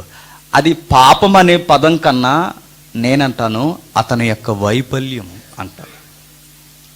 పాపాత్ముడు అన్న పదం కన్నా ఆయన తీసుకోలేని సరైన నిర్ణయాలు అనొచ్చు.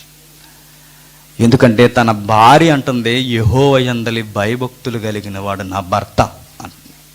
ఇప్పుడు కొంచెం అబ్జర్వ్ చేయండి. ఆయన నీతిమంతుడు, ఆయన మంచివాడు అన్న పదాన్ని తగిలించడానికి ఏమన్నా ఆధారాలు ఉన్నాయా? అక్కడ ఉన్నాయి పుష్కలంగా. ఏంటో చెప్పనా? ఎలీషా అడుగుతున్నాడు, అమ్మా నా వలన నీకు ఏమి కావాలో చెప్పు, నేను చేస్తానన్నాడు. ఇప్పుడు ఆ ఇల్లుని చూడండి. ఆయన చేసే ముందు ఆ ఇంట్లో ఉన్న వాతావరణాన్ని ఆయన కనుగొంటున్నాడు. ఎవరు? ఎలీషా. ఏమడుగుతున్నాడు? నీ ఇంట్లో ఏమున్నాయి అని అడిగాడు. ఇల్లంతా చూసింది, ఇంట్లో నాకు తెలిసి వస్తువు ఒక్కటే కూడా లేదు. ఏం చేసి ఉండాలి? అమ్మేశారు అప్పులకి.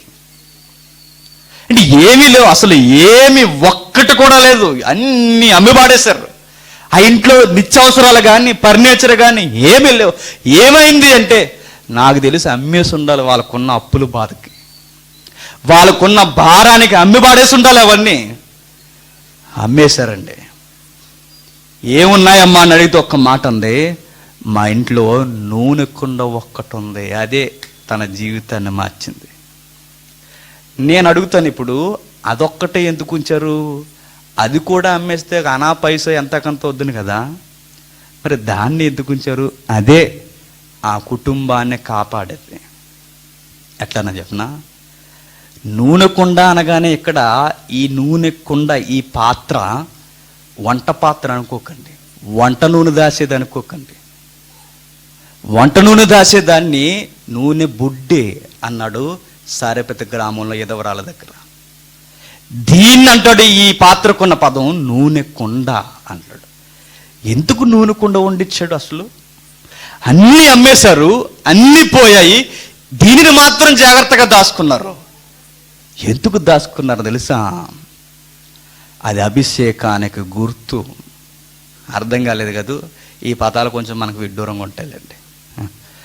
అభిషేకానికి గుర్తు అది. నూనె పాత్ర అనగానే నూనెతో నింపబడేది. నూనె ప్రతి ఒక్కరి ఇండిలో ఉండాలి, ఇళ్లల్లో ఉండాలన్నాడు యెహోవా. ఎక్కడ చూద్దాం ఒకసారి, మరల ఇక్కడికి వద్దాం. నిర్గమాకాండం కొంచెం బాగా వినండి. నిర్గమాకాండం 28వ అధ్యాయం, నిర్గమాకాండం 28వ అధ్యాయం 20వ వచనం నుండి 27 అధ్యాయం, క్షమించండి, 27వ అధ్యాయం 20వ వచనం నుండి. మరియు దీపము నిత్యము వెలిగించినట్లు ప్రదీపమునకు దంచి తీసిన అచ్చము ఒలీవల నూనె తేవలనని ఇశ్రాయేలీయులకు ఆజ్ఞాపించుము.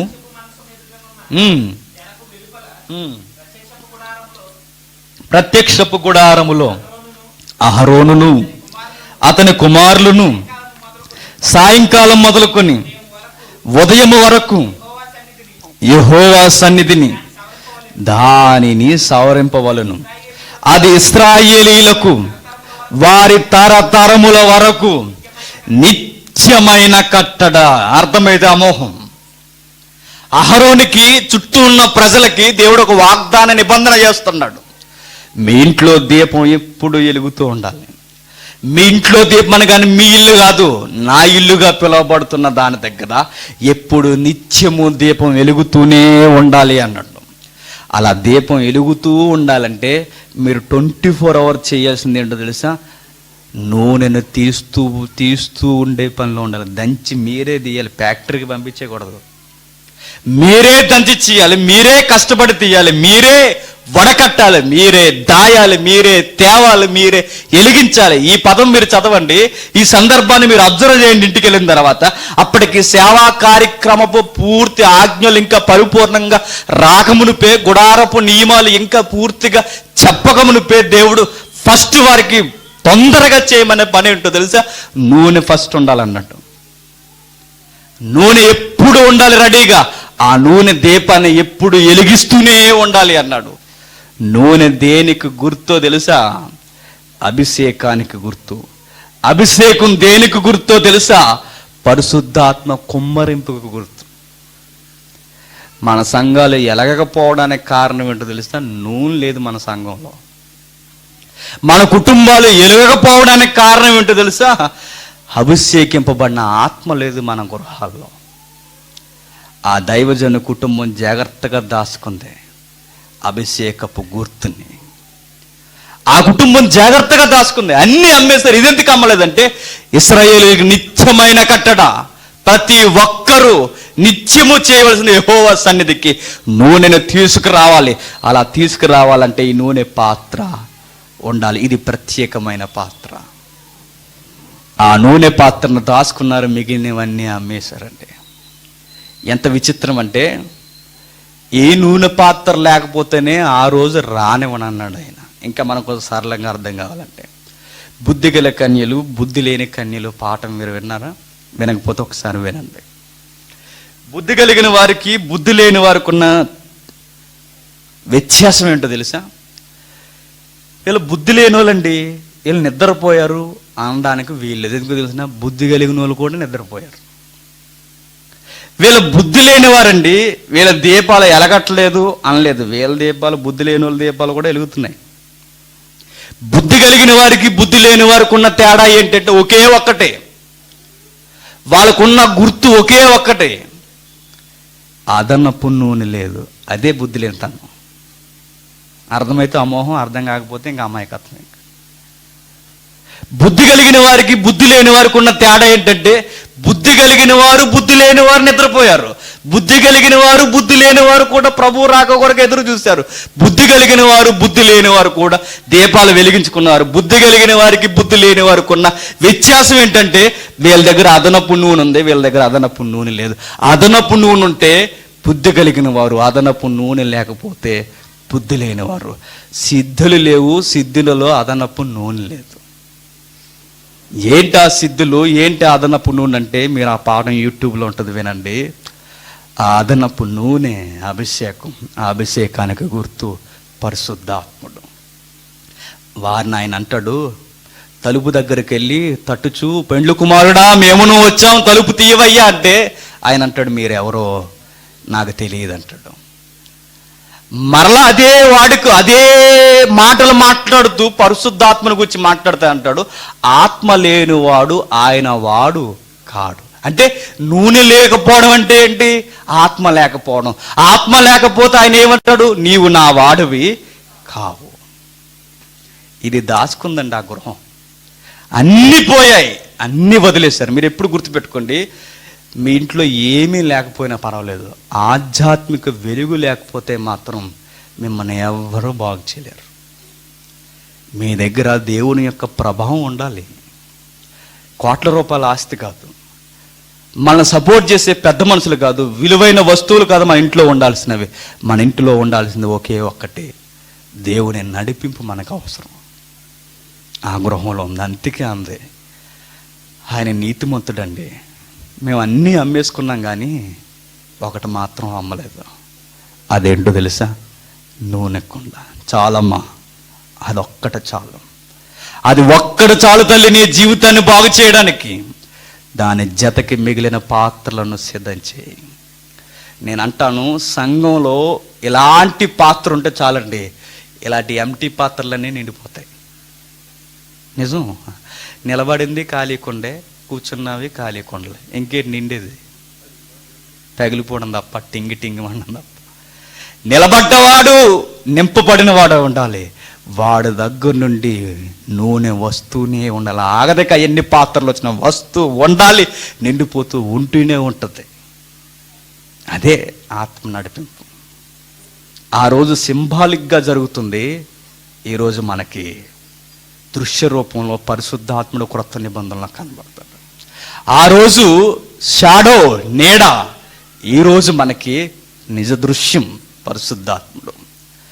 అలా కనబడుతూ ఆ తల్లి దాసుకుంది. అప్పుడు ఎలీసా స్పందిస్తున్నాడు. చూడండి ఏముందమ్మా మీ ఇంట్లో అంటే, ఇప్పుడు చూడండి బాగా అర్థమవుద్ది. 4వ అధ్యాయం 2వ వచనం. ఎలీసా, నా వలన నీకేమి కావలను, నీ ఇంటిలో ఏమి ఉన్నదో అది నాకు తెలియచెప్పుమనెను. అందుకామె, నీ దాసురాలైన నా ఇంటిలో నూనె కుండ ఒకటి ఉన్నది, అది తప్ప మరి ఏమీ లేదనెను.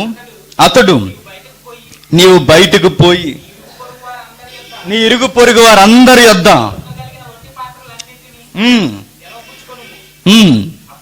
అప్పుడు నీవు నీ ఇంటిలోనికి వచ్చి నీవును నీ కుమారులను లోపల నుండి తలుపు మూసి ఆ పాత్రలన్నిటిలోనూ నూనె పోసి నిండిన ఒక తొట్టును ఉంచమని ఆమెతో సెలవిగా. అక్కడ బాగా గమనించండి, పెద్ద దైవజనుడు ఎవరెక్కడ?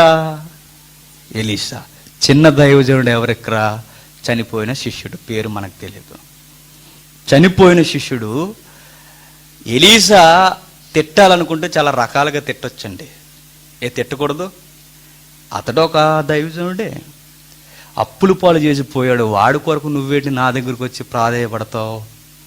అసలు వాడిని అనాలి, అన్నాడా? అనలేదు. ఆయన తిట్టాలంటే చాలా మాటలు అనొచ్చు, కానీ ఎలీసా అనలేదు. ఎప్పుడు గుర్తుపెట్టుకోండి, ఈరోజు మన చిన్న సేవకులం, రేపొద్దున పెద్ద సేవకులు అవ్వచ్చు దేవుని కృపను బట్టి. అప్పుడు మనం మర్చిపోకూడదు ఏంటో తెలుసా? చిన్న సేవకులు కుటుంబాలు నలిగిపోతున్నప్పుడు పెద్ద సేవకులు వెంటనే స్పందించాలి. పెద్ద సేవకులు వెంటనే స్పందించాలి. ఆయన ఎంత మంచి మాట అన్నాడు చూడండి. అమ్మా, నా వలన నీకు ఏమి కావాలో చెప్పు, నేను ఇస్తాను అన్నాడు. నేనంటాను, ఎలీసా గారి యొక్క అకౌంట్ ఏంటి అంటే 0 అకౌంట్. అది ఏముంది ఆయన అకౌంట్లో? ఎడ్లును ఆ ఎడ్ల బండులను కాల్చి భోజనాలు ఎట్టి వచ్చేసాడు. ఎలీసా అని ఏలియా పిలిచినప్పుడు 10 సంవత్సరాల క్రితం, సుమారు ఈ సందర్భం జరిగేసరికి 10 సంవత్సరాల పై మాట. అప్పటికే ఆయన సేవలోకి రావడం ఏమీ ఉంచుకోలేదు, ఆయన దగ్గర సిల్లి గవ్వలేదు. అయినా ఆయన అంటున్నాడు, నీ వల్ల ఏం కావాలో చెప్పు, నేను ఇచ్చేస్తాను అంటున్నాడు. ఏంటి ఈయన ధైర్యం, ఏంటి ఈయన దగ్గర ఉన్న ఆస్తి? అదే దేవుడు, అదే దేవుడిచ్చే ధైర్యం. చేయగలడు. మనకు నమ్మకం ఉండదండి దేవుడు చేస్తాడంటే. మనం ఎలా అయిపోయింది తెలుసా? మీరు అడక్క మునిపే మీకు అక్కరుకున్నవేవో దేవునికి తెలుసు కనుక మీరు అడక్కండి అన్నారు మనల్ని. అదే దాని అర్థం. నాస్తికులో క్రైస్తవులో తెలియట్లేదు ఈ మధ్య. అది కాదు, మీరు అడక్క మునిపే మీకు అక్కరుకున్నవేవో నాకు తెలుసు అంటే దాని అర్థం ఏంటి? మీరు అడగొద్దని కాదు, మీరు అడగండి, నేను ఇవ్వడానికి రెడీగా ఉన్నాను. అదే దాని అర్థం. మీ అక్కర్లన్నీ నాకు తెలుసు కానీ మీరు అడగట్లేదు. మనల్ని ఏమన్నా అడగండి, ఆయన తెలిసి నేను ఇస్తాడు. దీన్ని రెక్లెస్ అంటారు, దాన్ని పొగరంటారు. దాన్ని తండ్రికి అడగండి అడగండి ఆయన ఏమి ఇవ్వడం? జ్ఞానం కూడా. అడుగువానికి ప్రతివానికి ధారాళంగా ఇస్తాడు, అది జ్ఞానమైన. అడగాలి, తండ్రి కోరుకుంటాడు. అలా అని నేను సీఎం అవ్వాలని అడగకూడదు. అర్థమైనోడు అలా అడగడం. అర్థమైనోడు ఏమని అడుగుతాడు? ప్రభువా, ఏ దినపు ఆహారం ఆ దినము నాకు చాలు. అర్థమైనోడు ఎలా అడుగుతాడు? అర్థం కానివాడు సేవ విస్తారంగా చేస్తున్నాం, కనీసం ఒక డైమండ్ దొరికినా బాగుండు అనుకుంటాం. అర్థం కాని ప్రార్థనలు అలా ఉంటాయి. అర్థమైనోడు అంటాడు, ప్రభు అది నేర్పాడు, ఏ దినమా ఆహారం అది చాలు ప్రభువా, మాకు ఎక్కువ వద్దు అన్నాడు. ఎందుకు? వాళ్ళ దృక్కోణం అంతా సేవను ఎలా తీసిపోవాలన్న భారమే తప్ప ఎలా దాచుకోవాలన్న భారం లేదు. చాలామంది చేసే తప్ప అదేనండి. ఎప్పుడు గుర్తుపెట్టుకుని, ఇక్కడ ఎలీసాను చూస్తే మనకు బుద్ధి రావాలి. ఆ తల్లిని అంటున్నాడు, నా వలన నీకు ఏం కావాలమ్మా, నా వలన నీకు ఏమి కావాలి అంటే ఆ తల్లి అంది, నా బాధ పోవాలయ్యా, ఇది నా ప్రాబ్లం అని చెప్పింది. ఏమున్నాయి ఇంట్లో అంటే, ఇదిగో ఈ వస్తువులు. సేవకులు ఎప్పుడు ఎలా స్పందించాలో తెలుసా? క్రొత్త నిబంధన మీరు గమనించండి. క్రొత్త నిబంధన సంఘం 3000 మంది పైన 150 మంది ఎక్స్ట్రా. ఫస్ట్ 150 మంది, పేతురు ప్రసంగంతో 3000 మంది. నన్ను అడిగితే ఇంకా జాయిన్ అయిన వారు 3000 మంది పై మాటే. ఇక అంతమంది కలిసండి, మీరు బాగా అబ్జర్వ్ చేయండి, ఒకే కుటుంబంగా ఉన్నారు. ఒక్క కుటుంబంగా ఎలా ఉండగలిగారు అసలు? ఎప్పుడైనా ఆలోచించానా? ఈ మధ్యకాలంలో బిగ్ బాస్ షోలు జరిగాయి. బిగ్ బాస్ షో యొక్క అర్థం ఏంటి అసలు? ఆ షో అనుకున్న ఇంటెన్షన్ ఏంటి అసలు? ఉద్దేశం ఏంటి తెలుసా? నలుగురు కలిసి ఒక దిక్కున ఉండలేరు, అది ఇంటెన్షన్. అది ఎక్కడో ఫారెన్లో పుట్టింది, మన వాళ్ళు కాపీ కొట్టి కొన్ని కలర్స్ పోస్తున్నారు దానికి, అది వేరే విషయం. అక్కడ ఉద్దేశం ఏంటంటే నలుగురు కలిసి ఒకే ఇంట్లో ఉండలేరు. ఎందుకు? మనిషికి ఈగో ఎక్కువ, సర్దుకుపోలేరు. అందుకే మీరు బాగా గమనించండి, కాంపిటేటివ్ ఎగ్జామ్స్ ప్రిపేర్ అవ్వడానికి 4-3 పిల్లలు తయారు ఒక రూమ్ తీసుకుని ఉంటారు. బాగానే ఉంటారు 2 నెలలు. తర్వాత చూడండి, ఇద్దరు కలిసి ఇంకో రూమ్ తీసుకుంటారు. ఏమైంది? ఉండలేరు. ఇంకా మీరు అబ్జర్వ్ చేయండి, కొత్తగా ఒక మేడం మన ఇంట్లోకి వస్తుంది, వాళ్ళు కలిసి ఉండంటది. ఎందుకు? ఈగో. నలుగురు కలిసి ఒక ఇంట్లో ఉండలేరు, నలుగురు వ్యక్తులు కలిసి ఒక రూమ్లో ఉండలేరు, నలుగురు కలిసి ఒక బిజినెస్ చేయలేరు, నలుగురు కలిసి ఒక ప్రాంతంలో ఎక్కువ కాలం నివసించలేరు. నేనంటాను, 3000 మంది ఒక్క కుటుంబంగా ఎలా నివసించారండి అసలు? అది వండర్. అక్కడ జరిగిన వండర్ ఏంటో తెలుసా? ఎలీసా చేసిందే వాళ్ళు కూడా చేశారు. వాళ్ళకి చరస్థిరాస్తులు ఉండేవట. ఎవరికి? ఆది సంఘపు సభ్యులకి. చరాస్తులు అంటే చలించేవి, అంటే కదిలేవి.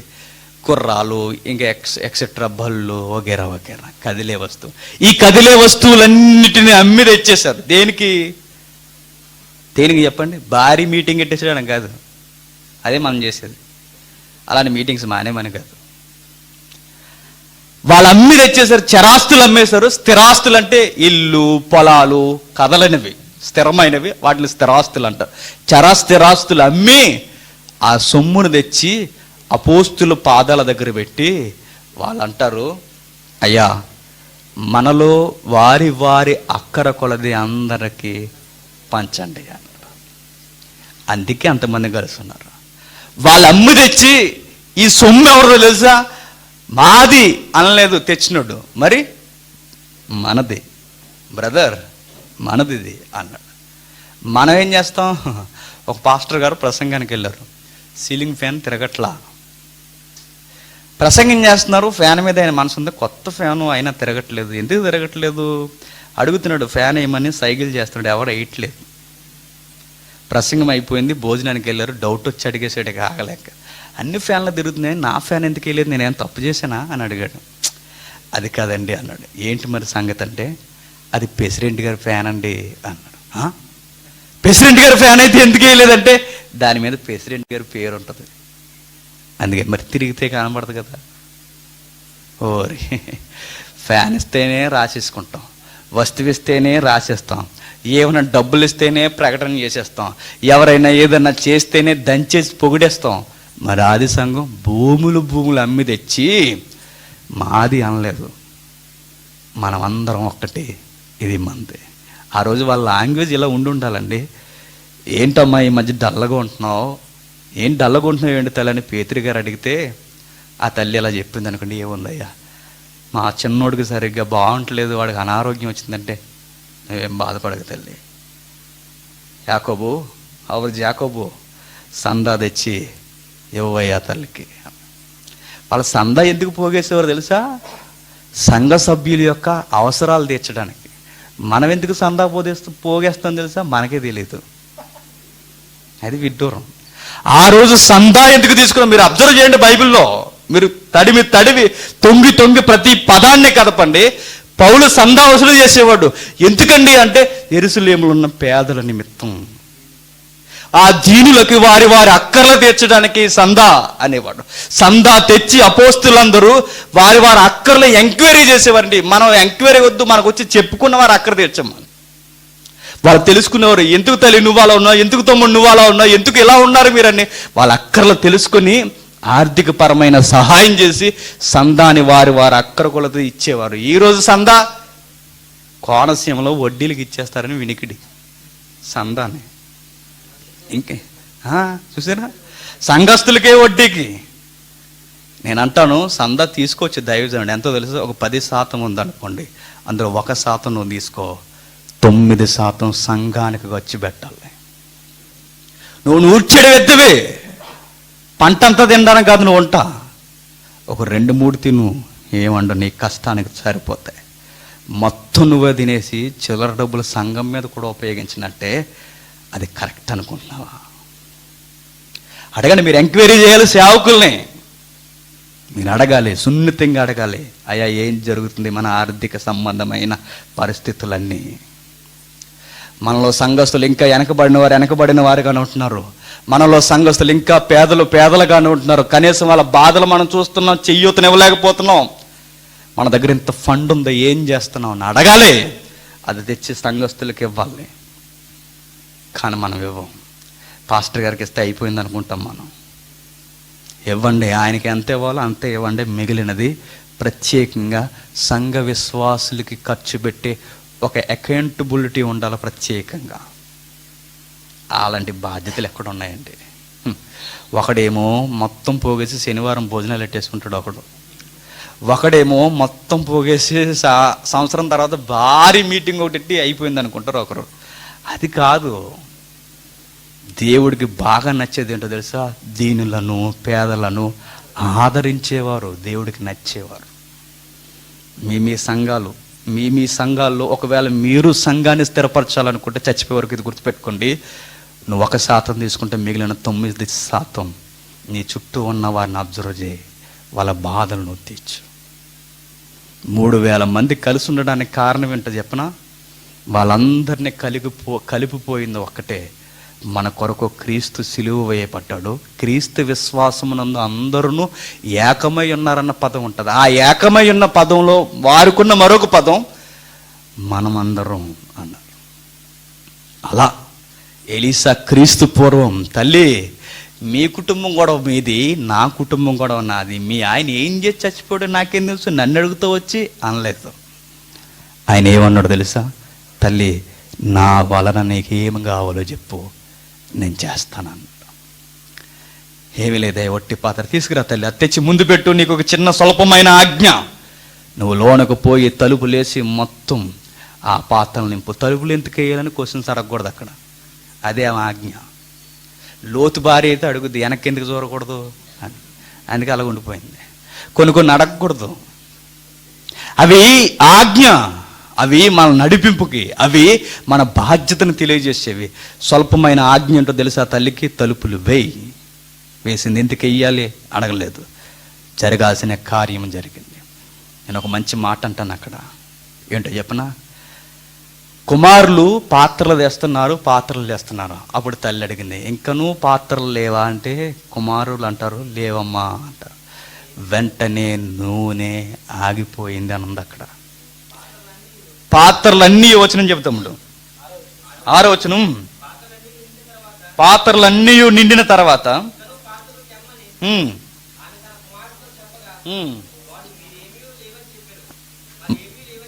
మరి ఏమీ లేవని చెప్పాను. అంతలో నూనె నిలిచిపోయాను.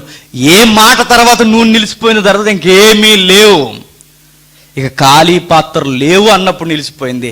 ఒకవేళ ఉంటే వస్తూనే ఉంటుందన్నమాట. నేను అంటాను, ఆ రోజు ప్రపంచంలో ఉన్న పాత్రలన్నీ పోయేసి తెచ్చి ఆ ఇంట్లో పెట్టినా అన్ని పాత్రలు నిండిపోతాయి. అది దేవుడి స్థలం ఉంటుంది. వీళ్ళు అడిగింది కొద్ది మాంసమే, కానీ దేవుడిచ్చింది ఏంటో తెలుసా? మాంసం పడేసరికి మోకాల్లోకి వచ్చేసింది మాంసం. దేవుడి స్థలం ఉంటుంది, అనుభవించలేనంత. ఆ ఫ్యామిలీ మరలా ఆర్థిక ఇబ్బందులు, సెటిల్ అయిపోయారు. అంతేక అమ్మేశారు. ఇప్పుడు అప్పుడోడుగా అప్పిచ్చిలో ఉన్నారు. ఇప్పుడు వ్యవహారం అలా ఉంది. మొత్తం సెటిల్ అయిపోయారు, అమ్మేశారు. అమ్మిన తర్వాత ఇక ఆ కుటుంబం ధీమాగా దీవించింది. ఎందుకో తెలుసా? ఆ కుటుంబం ఎవరిని అడగాలో వారిని అడిగింది. మనం ఎవరిని అడుగుతాం? అడగాల్సిన వాళ్ళని అందరినీ అడిగేసి ఇక ఎవరి వల్ల ఏది జరగదు, ఇక పని అవ్వదు అనుకున్నప్పుడు అప్పుడు వచ్చి పాస్టర్ గారి దగ్గరికి వచ్చి, అయ్యా ప్రార్థన చేయండి అయ్యా అంటాడు. అందుకే మనకి ఏ పని అవ్వదు. ఫస్ట్ దేవునికి చెప్పండి, ఫస్ట్ దేవునికి చెప్పడం నేర్చుకోండి. దేవుడే మనకు అన్ని చేయగలడు. ఎందుకో తెలుసా? బైబిల్లో గొప్ప వాగ్దానం ఉంది. ఒకసారి చూడండి, మంచి మాట. సామెతల గ్రంథం 10వ అధ్యాయం. సామెతల గ్రంథం 10వ అధ్యాయం ముగించుకుందాం. సామెతల గ్రంథం 10వ అధ్యాయం 3వ వచనం. యెహోవా నీతిమంతుణ్ణి ఆకలగొననివ్వడు, భక్తిహీనుని ఆశ భంగము చేయును. నీతిమంతుణ్ణి యెహోవా ఆకలగొననివ్వడు. ఆయన అన్న పదాలు 1-2. సింహపు పిల్లలు ఆయన ఆకల దప్పులతో ఉంటాయేమో కానీ నా పిల్లలు ఆకల దప్పులతో ఉండనివ్వను అన్నాడు ఆయన. ఇది పూర్వ సంబంధమైన మాటలు కదండి అనకండి. దేవుడి కార్యాలకి పూర్వం ఏంటి, శకం ఏంటి? ఆయన ఏ కాలంలో అయినా చేస్తాడు, చేసేవాడు దేవుడు. ఏ దినపు ఆహారం ఆ దినం ఆయన అనుగ్రహిస్తాడు. ఆయన సెలవు లేనిదే ఎవడు గుప్పిడి మెతుకులు కూడా తినలేడంది బైబుల్. అది పూర్వమైన శకమైన ఒక్కటే. దేవుడు ఏ కాలంలో అయినా అద్భుతాలు చేస్తాడు, ఆ కాలముకు తగినట్టుగా మన అక్కర్లు తీరుస్తాడు దేవుడు. అంత విశ్వాసం మనకి ఎక్కడుందండి? అంత బలమైన విశ్వాసం మనకి ఎక్కడుంది? ఒకరోజు ఒక క్రైస్తవుణ్ణి ఒక నాస్తికుడు ప్రశ్నించాడు. ఇప్పటికీ విన్నవారైతే మరొకసారి వినండి, ఆ ఎగ్జాంపుల్ బాగుంటుంది. December 25 నెక్స్ట్ వస్తుంది కదా, క్రిస్మస్. సాక్షి న్యూస్లో పడిందండి ఆ న్యూస్. అది క్రిస్మస్ ప్రత్యేకమైన వార్త. అది ఏంటో తెలుసా వార్త? ఒక నాస్తికుడు ఒక క్రైస్తవుడిని ప్రార్థన చేసుకుంటుంటే ప్రశ్నించాడు, నువ్వు చాలా భక్తిపరుడిలాగా అనిపిస్తున్నావు, ఆ భక్తిని మీరు తేల్చకండి అన్నట్టుంది. ఆ తర్వాత ఏం జరుగుతుందో తెలుసా? మీ బైబిల్లో ఒక మాట ఉంది కదా, మీరు విశ్వాసం కలిగి ప్రార్థన చేస్తే, విశ్వాసం కలిగి నన్ను అడిగితే ఈ కొండ ఇక్కడి నుంచి లేచి అక్కడ పడిపోమంటే పడిపోద్ది అన్నాడు. ఇప్పుడు నేను అంటున్నాను, నువ్వు ప్రార్థన చేయి, మన ఊరికి పక్కూరికి మధ్యకి మనం పట్టణానికి పోవాలంటే మధ్యలో ఒక కొండ అడ్డు వస్తుంది కదా. మన పట్టణానికి పోవాలి అంటే ఈ కొండ అడ్డు వస్తుంది. ఈ కొండ మనకు అడ్డుగా ఉంది కనుక నీ ప్రార్థన చేత ఈ కొండను లేచిపోమని చెప్పు అన్నాడు నాస్తికుడు. అప్పుడు క్రైస్తవుడు అన్నాడు, దేవుణ్ణి మనం పరీక్షించకూడదు అన్నాడు. నాస్తికుడు అన్నాడు, కబుర్లు చెప్పకన్నాడు, ఉన్నది చేయి అన్నాడు. బాధతో వేదనగా ప్రార్థన చేసాడు, ప్రభువా వాడు నన్నన్నా పర్వాలేదు ప్రభువా, వాడు నిన్నే నీ ఉనికినే తృణీకరిస్తున్నాడని బాధతో ప్రార్థన చేసి ఇద్దరూ కలిసి వెళ్ళిపోయి నిద్రపోయారు. తెల్లవారు వచ్చేసరికి నాస్తికుడు ముందు లేచాడు. లేచొచ్చి మోకాలు లేసి క్రైస్తుని వైపు చూసి అరుస్తున్నాడు, అరే అయ్యా బయటికి రా రా అని అరుస్తూ మోకాలు లేసి ఆకాశమందున్న దేవుణ్ణి మహిమపరుస్తున్నాడు. ఏమైంది? ఆ రోజు రాత్రి వింత జరిగింది. ఏమైందో తెలుసా? డిసెంబర్ 25 సాక్షి న్యూస్ చదువుకొని పోయి ఏం జరిగిందో తెలుసది. ఆ రాత్రంతా భయంకరమైన వరద బీభత్సం జరిగింది. అది తీర ప్రాంతం. ఆ వరద తాకిడికి మట్టి కొండ రాత్రికి రాత్రి కరిగిపోయి సముద్రంలో కలిసిపోయింది. వీడికి మతోయింది. వీడికి ప్రార్థన చేసినోడికి ఆనందం, ప్రశ్నించినోడికి వింత. అప్పుడు అన్నాడు, నీ దేవుడు గొప్పోడయ్యా. అవును, మనం నమ్ముకున్న దేవుడు చాలా గొప్పవాడు. ఆయన్ని పరీక్షించేలా నువ్వు అడక్కో, ఆయన మీద ఆనుకొని అడుగు, నీ జీవితంలో గొప్ప కార్యాలు ఆయన చేస్తాడు. ఆ కుటుంబం అనుభవించింది. మరొక మంచి మాట, కీర్తన 10వ కీర్తన 14వ వచనంలో రెండవ మాట. 10వ కీర్తన 14వ వచనం, నిరాధారులు నిరాధారులు తమ్మును నీకు అప్పగించుకొందురు, తండ్రి లేని వారికి నీవే సహాయకుడివై ఉన్నావు. దుష్టులు, ఆయన ఎంత మంచి మాట అంటున్నాడో చూడండి. నిరాధారులు తమ్మును నీకు అప్పగించుకుందరు. ఈ కుటుంబానికి ఏ ఆధారం ఉందో చెప్పండి? ఏ ఆధారం లేదు. ఎవరికి అప్పగించుకుంది ఆ తల్లి? వచ్చి దేవునికి అప్పగించుకుంది. నిరాధారులు తమ్మును నీకు అప్పగించుకుందరు, తండ్రి లేని ఆ దైవజను కుటుంబానికి ఇప్పుడు తండ్రి ఎవరయ్యారో తెలుసా? దేవుడే. చాలామంది తల్లులు బాధపడతారు, ఫోన్ చేసి ఏడుస్తూ, మాకెవరో లేరయ్యా, ఈ సుదీర్ఘమైన ప్రాంతానికి వచ్చి మేము కష్టపడి బ్రతుకుతున్నామని. కానీ ఆ తల్లులు జ్ఞాపకం చేసుకోవాల్సినది, ఆధారం లేని మీకు లేదా మనకు మన వెనక బలవంతుడైన దేవుడు ఉన్నాడు. అంటే మీరు నమ్మడమే ఆలస్యం, నమ్మడమే మీ యొక్క వెనకబాటుతనం, నమ్మడం మీ వశమైతే ఆయనకి సమస్తము మన ఎడల చేయడం సాధ్యం. నమ్మకం అవసరం. మళ్ళీ డొక్కు సామెతోడు చెప్తానా, అలా అని చెప్పి దేవుడిని నమ్ముకుని గాల్లో దీపం పెట్టేస్తామండి అంటాం. బైబిల్ ఏమందో తెలుసా? దేవుడిని నమ్ముకుంటే గాల్లో దీపం కూడా ఉండదండి. అదే విశ్వాసం. విశ్వాసానికి ఆధారాలు ఉండవు, దీపాలు ఉండవు. ఆధారాలు ఉండవు, ఆధారాలు చూసి నమ్ముకునేది విశ్వాసం ఎలా ఉంది? ఆయన చేస్తాడంతే, ఆయన చేస్తాడంతే. ఒక మిషనరీ ఉంది, త్వరలో చెప్తాను. ఆమె కూర్చుని పేరు కార్ మైకిల్. ఫస్ట్ ఒక పదం ఉంటుంది, నాకు సరే గుర్తులేదు. కార్ మైకిల్ అనే ఒక ఆమె 19వ శతాబ్దంలో ఇండియాకు వస్తుంది. ఇండియాకు వచ్చిన ఆమె, మన ఇండియాలో ఒక కల్చర్ ఉంటుంది, ఏంటో తెలుసా? వయసు వచ్చిన పిల్లల్ని టీనేజ్ అంటే టీ మీద ఉన్న వయసునంతా టీనేజర్. ఎంత 13, 14, 16 ఈ టీ అంతా టీనేజ్ అన్నమాట. ఈ టీనేజ్లో ఉన్నప్పుడు ఏం చేసేవారు తెలుసు? ఇక్కడ దేవదాసీలను చేసేసేవారు. గుర్తుందా? దేవదాసీలు అంటే ఇక ఆ వృత్తిలో వాళ్ళు బ్రతకాలి. అంటే దేవునికి వాళ్ళు ఏం చేయాలంటే అంకితం అయిపోతారు. ముద్ర వేసినట్టు వదిలేస్తారు. జంతువులు ముద్ర వేసి వదిలేస్తారు చూసారా? అలా వదిలేసేవారు బెంగళూరులో. అలా వదిలేస్తే, పచ్చి నిజాలు ఇవి, అలా వదిలేస్తే ఆ తల్లుల్ని ఆ దేవుని బొమ్మల ముందు, దేవుళ్ళ ముందు నాట్యాలు చేయించేవారు. ఆ దేవుని ముందు కావలసిన ఆకార సంబంధమైన ఆకారాలతో భంగిమలు చేయించేవారు. ఇంకా అది పోక ఉన్నత వర్గాలకు సంబంధించిన పురుషుల దగ్గరికి పోయి వాళ్ళ కోరికలు తీర్చాలి. ఇప్పుడు కొందట అదిగో చూసారు, దేవదాసి వ్యవస్థ అంటారు దాన్ని. అలా జరుగుతున్నప్పుడు ఒక మిషనరీ ఇండియాకి వచ్చింది. చాలా అందంగా ఉంటుందండి ఆ తల్లి, మైకేల్. ఆమె వచ్చిన తర్వాత చూసి తట్టుకోలేకపోయింది. ఇలాంటి పిల్లలందరినీ హక్కుని చేసుకుంది. ఆ పిల్లలందరినీ హక్కుని చేసుకోవడానికి తనకొక స్థలం కావాలి. ఆ స్థలం కొరకు $10,000 కావాలి. డబ్బు ఎవరు ఇండియాలో.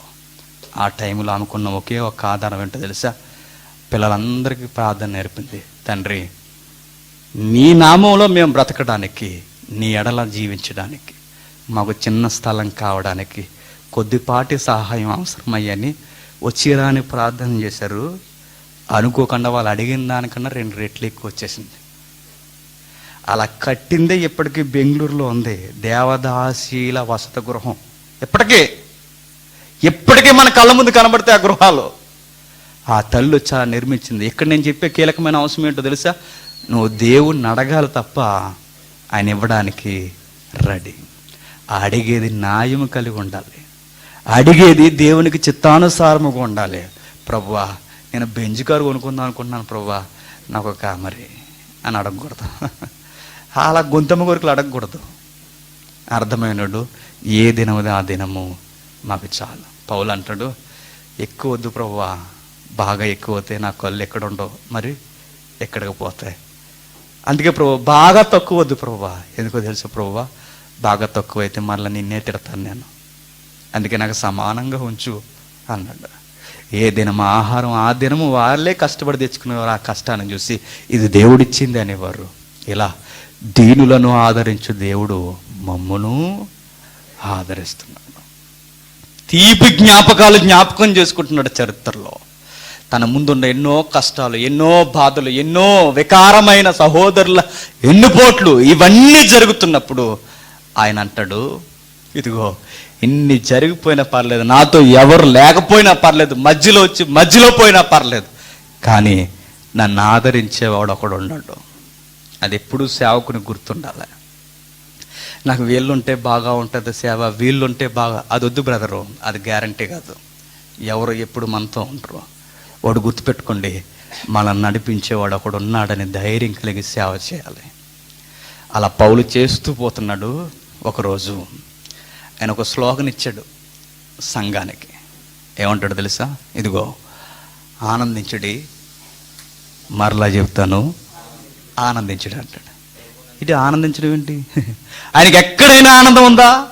దిగంబరత్వం, సముద్రంలో ఆపదలు, నదుల్లో ఆపదలు, ప్రయాణాల్లో ఆపదలు, సహోదరుల వలన బాధలు, శత్రువుల వలన బాధలు, ఎక్కడికి పోయినా ఎటు పోయినను శ్రమే.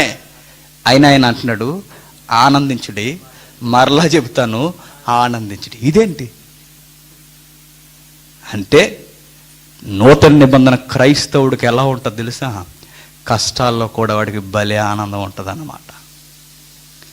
బాధల్లో కూడా వాడు నోటండి వచ్చే మాట ఏంటో తెలుసా? ప్రభువు నందు నేను ఆనందిస్తున్నాను. ప్రభువు చెప్పింది అదే. నన్ను నిందిస్తున్నప్పుడు మీరు ఎగిరి గెంతులేయండి అన్నాడు. నా నామం నిమిత్తము మిమ్మల్ని నిందించి అన్యాయపు తీర్పులు మీ మీద జరుగుతున్నప్పుడు మీరు సంతోషించడు అన్నాడు. పౌలు అదే అంటున్నాడు, మరలా చెప్తాను ఆనందించుడి అన్నాడు. ఈ ఆనందం మన జీవితాల్లో అవసరం. ఇది ఏదో ఆనందపడకపోతే బాగోదని ఆనందపడకూడదు, నిజంగానే ఆనందంగా ఉండాలి. చాలామంది ఇలా అనుకుంటారట, తనను తాను తగ్గించుకున్నవాడు హెచ్చింపబడినన్న మాటలోని ఆంతర్యం ఏంటో తెలుసా? తగ్గించుకుంటే హెచ్చింపబడతాను కనుక తగ్గించుకుంటాం. కావాలని తగ్గించుకున్నాను మొత్తానికి దించబడతాం. కావాలని తగ్గించుకోకూడదు, స్వతహాగానే తగ్గింపు హృదయం ఉండాలి మనకి. తనను తాను తగ్గించుకోవాలి, కావాలని తగ్గించుకోవడం కాదు. అది నీ హృదయం అలా మారిపోవాలి. తగ్గించుకుంటే హెచ్చింపడ్డన్న లాజిక్ ఉంది కదా, అందుకే తగ్గించుకుంటున్నాను అనుకున్నాను. ఎప్పుడు ఇంక హెచ్చింపడం, ఇంకా అలా చేయకూడదు. మనం నిజంగానే తగ్గించుకోవాలి. అందుకే పౌలు అంటాడు, బలహీనులైన సహోదరులను చూసి నేను చాలా బలవంతుడిని అండు. ఆయన ఏమంటాడు తెలుసా? నేనను బలహీనున్నే అంటాడు. మీ పక్షానికి వచ్చి నేను మాట్లాడుతున్నాను, ఎందుకు మీరు బ్రతకలేకపోతున్నారు బ్రదర్ అంటాడు ఆయన మాట్లాడుతూ ఒక మంచి వీడుకోల్లా ఉంటుందండి ఆ వాక్యం. ఎంత బాగుంటుంది చూడండి. కొరింథీయులకు రాసిన 2వ పత్రిక, ముగించుకుందాం. ఇంకా కొరింథీయులకు రాసిన 2వ పత్రిక 6వ అధ్యాయం కొరింథీయులకు రాసిన 2వ పత్రిక 6వ అధ్యాయం. పనిచేస్తుందన్న ప్రొజెక్టర్ పనిచేస్తుందా? ఆ సాంగ్ రెడీ నడిపించు నానావా. కొరింథీయులకు రాసిన 2వ పత్రిక 6వ అధ్యాయం 10వ వచనం.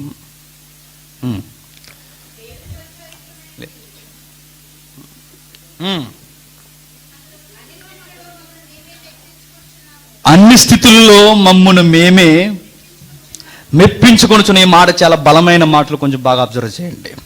కొరింథీయులకు రాసిన 2వ పత్రిక 6వ అధ్యాయం 10వ వచనం నుండి, దేవుని పరిచారకులమై ఉండి అన్ని స్థితులలో మమ్మును మేమే మెప్పించుకొనుచున్నాం. మమ్మల్ని ఎవరో పొగడాల్సిన అవసరం లేదు, మా బాధలు చూసి ఎవరో జాలిపడాల్సిన అవసరం లేదు. మమ్మల్ని మేమే ఆదరించుకుంటాం. ఆదరించుకొని మేము మోసగాండ్రమైనట్టుండి సత్యవంతులు. సమాజానికి మేము ఎలా ఉన్నామో తెలుసా?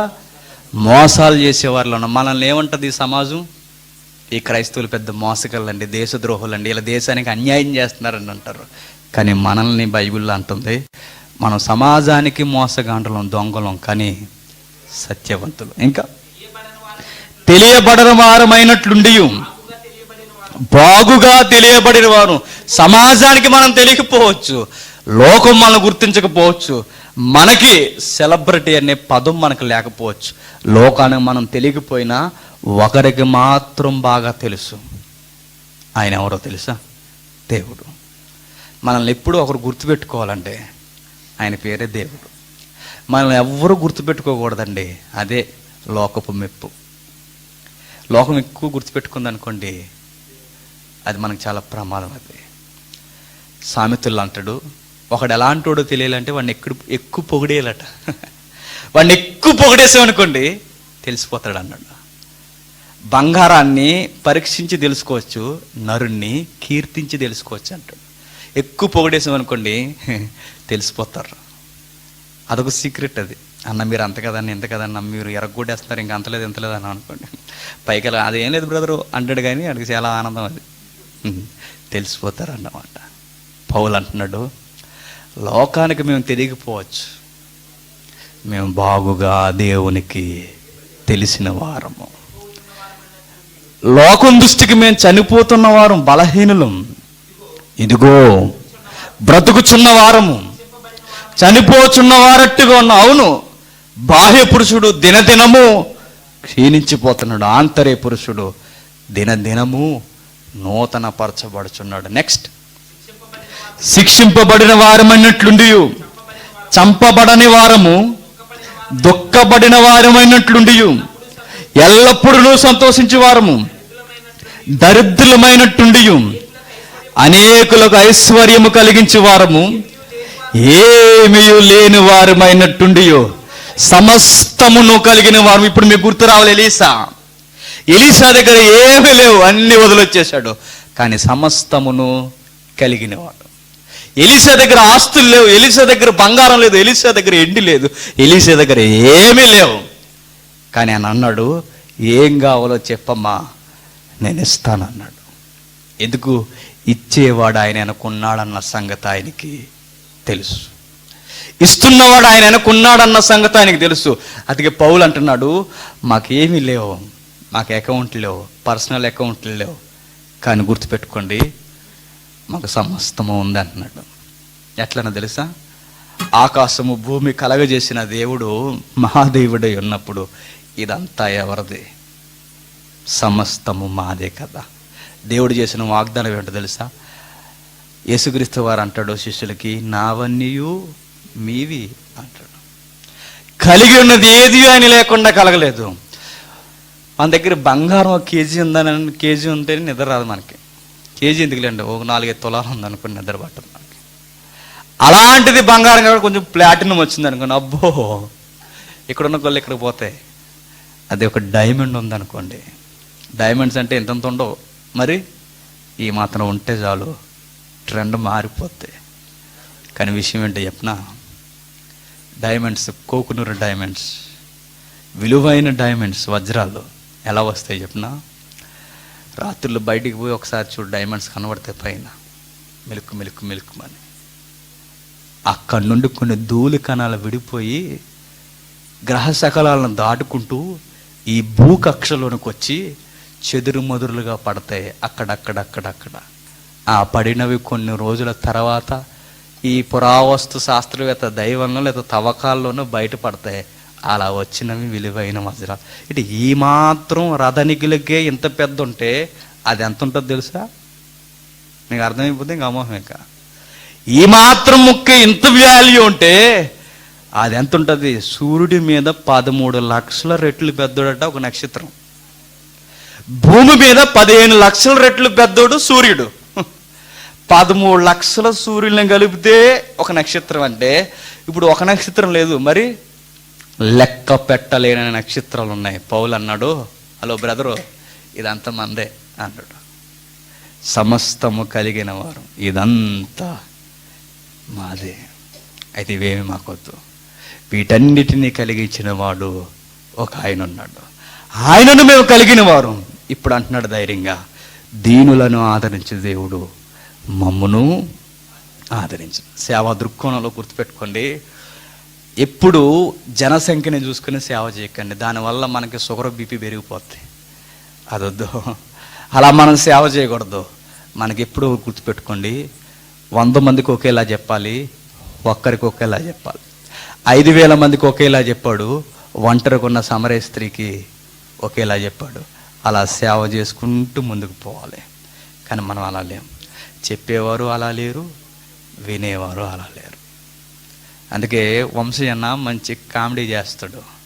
హైదరాబాద్ వంశీ గారు ఉన్నారు కదా, ఒక కీర్తన జీవించి భలే ఫన్నీ కామెంట్స్ ఉంటాయి అక్కడ. అది నేను కూడా చూపించి ముగించేస్తాను. 100వ కీర్తన ముగించుకుందాం. 100వ కీర్తన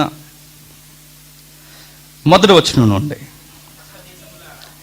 సమస్త దేశములారా యెహోవాకు ఉత్సాహధ్వని చేయుడి, సంతోషముతో యెహోవాను సేవించుడి, ఉత్సాహగానము చేయుచు ఆయన సన్నిధికి రండి, యెహోవాయే దేవుడని తెలుసుకొనుడి. ఆయనే మనల్ని పుట్టించును, మనము ఆయన వారము. మనము ఆయన వారము. మనము చెప్పండి, ఆయన వారము. మనము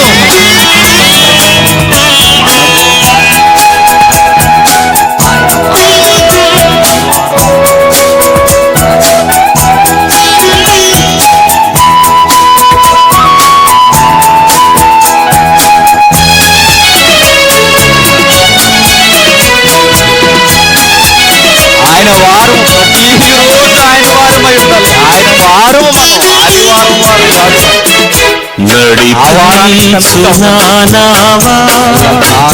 నడి సంద్రమున దేవా, నవ జీవన మార్గమున నా జన్మ తరింప, నడిపించునావా.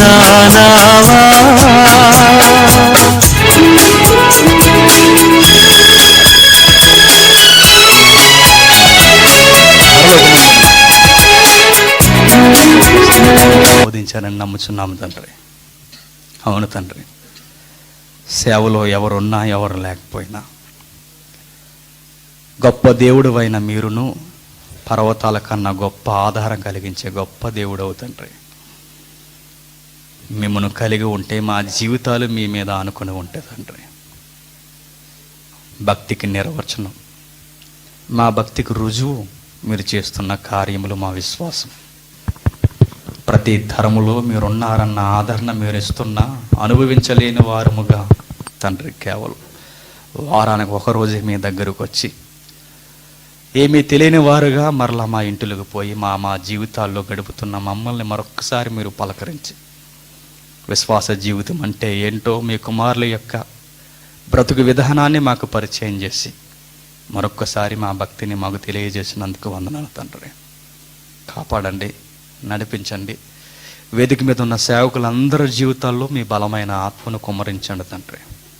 వారి సంఘాలను దీవించండి, పర సంబంధమైన జ్ఞానంతో వారి సంఘాలను నడిపించండి. అలాగే తండ్రి,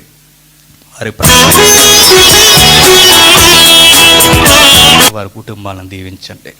అలాగే తండ్రి, ఇక్కడికి వచ్చిన ప్రతి కుమారుణ్ణి నడి సంద్రము వారికి నీ మీకును నాగాధాన్ని ఈ వాక్యం చేత పూడ్చుకొని తండ్రి మరలా మీ ఎదుట ధైర్యముగా నిలబడడానికి మీ పిల్లలుగా మీ ప్రేమను అనుభవించడానికి నా వద్దకు చేరడానికి మరింత వాక్యముతో వారిని దగ్గర చేయండి. జయ భారమున నలిగిన నా హృదయమును నడిపించు అంతటికి మూలమైన కుటుంబాలను జ్ఞాపకం చేసుకోండి. వారి పేర్లు మీకు తెలుసు, వారి జీవితాలు లోతునకు నా ఆత్మ విరబోయ నా దీక్ష ఫలింప నా నావలు కాలిడుము. కలవిచ్చారు. అవును తండ్రి, ఈ ప్రయాసలో పరుగులు తీస్తున్న సహోదరులందరినీ జ్ఞాపకం చేసుకోండి. వారి వారి జీవితాలను అనుగ్రహించండి. వారి పనుల్లో మీ తోడునివ్వండి తండ్రి. వీటంతటికి కారకులు ప్రత్యక్షంగా పరోక్షంగా కష్టపడిన ప్రతి హస్తాన్ని దీవించండి. వారి జీవితాల్లో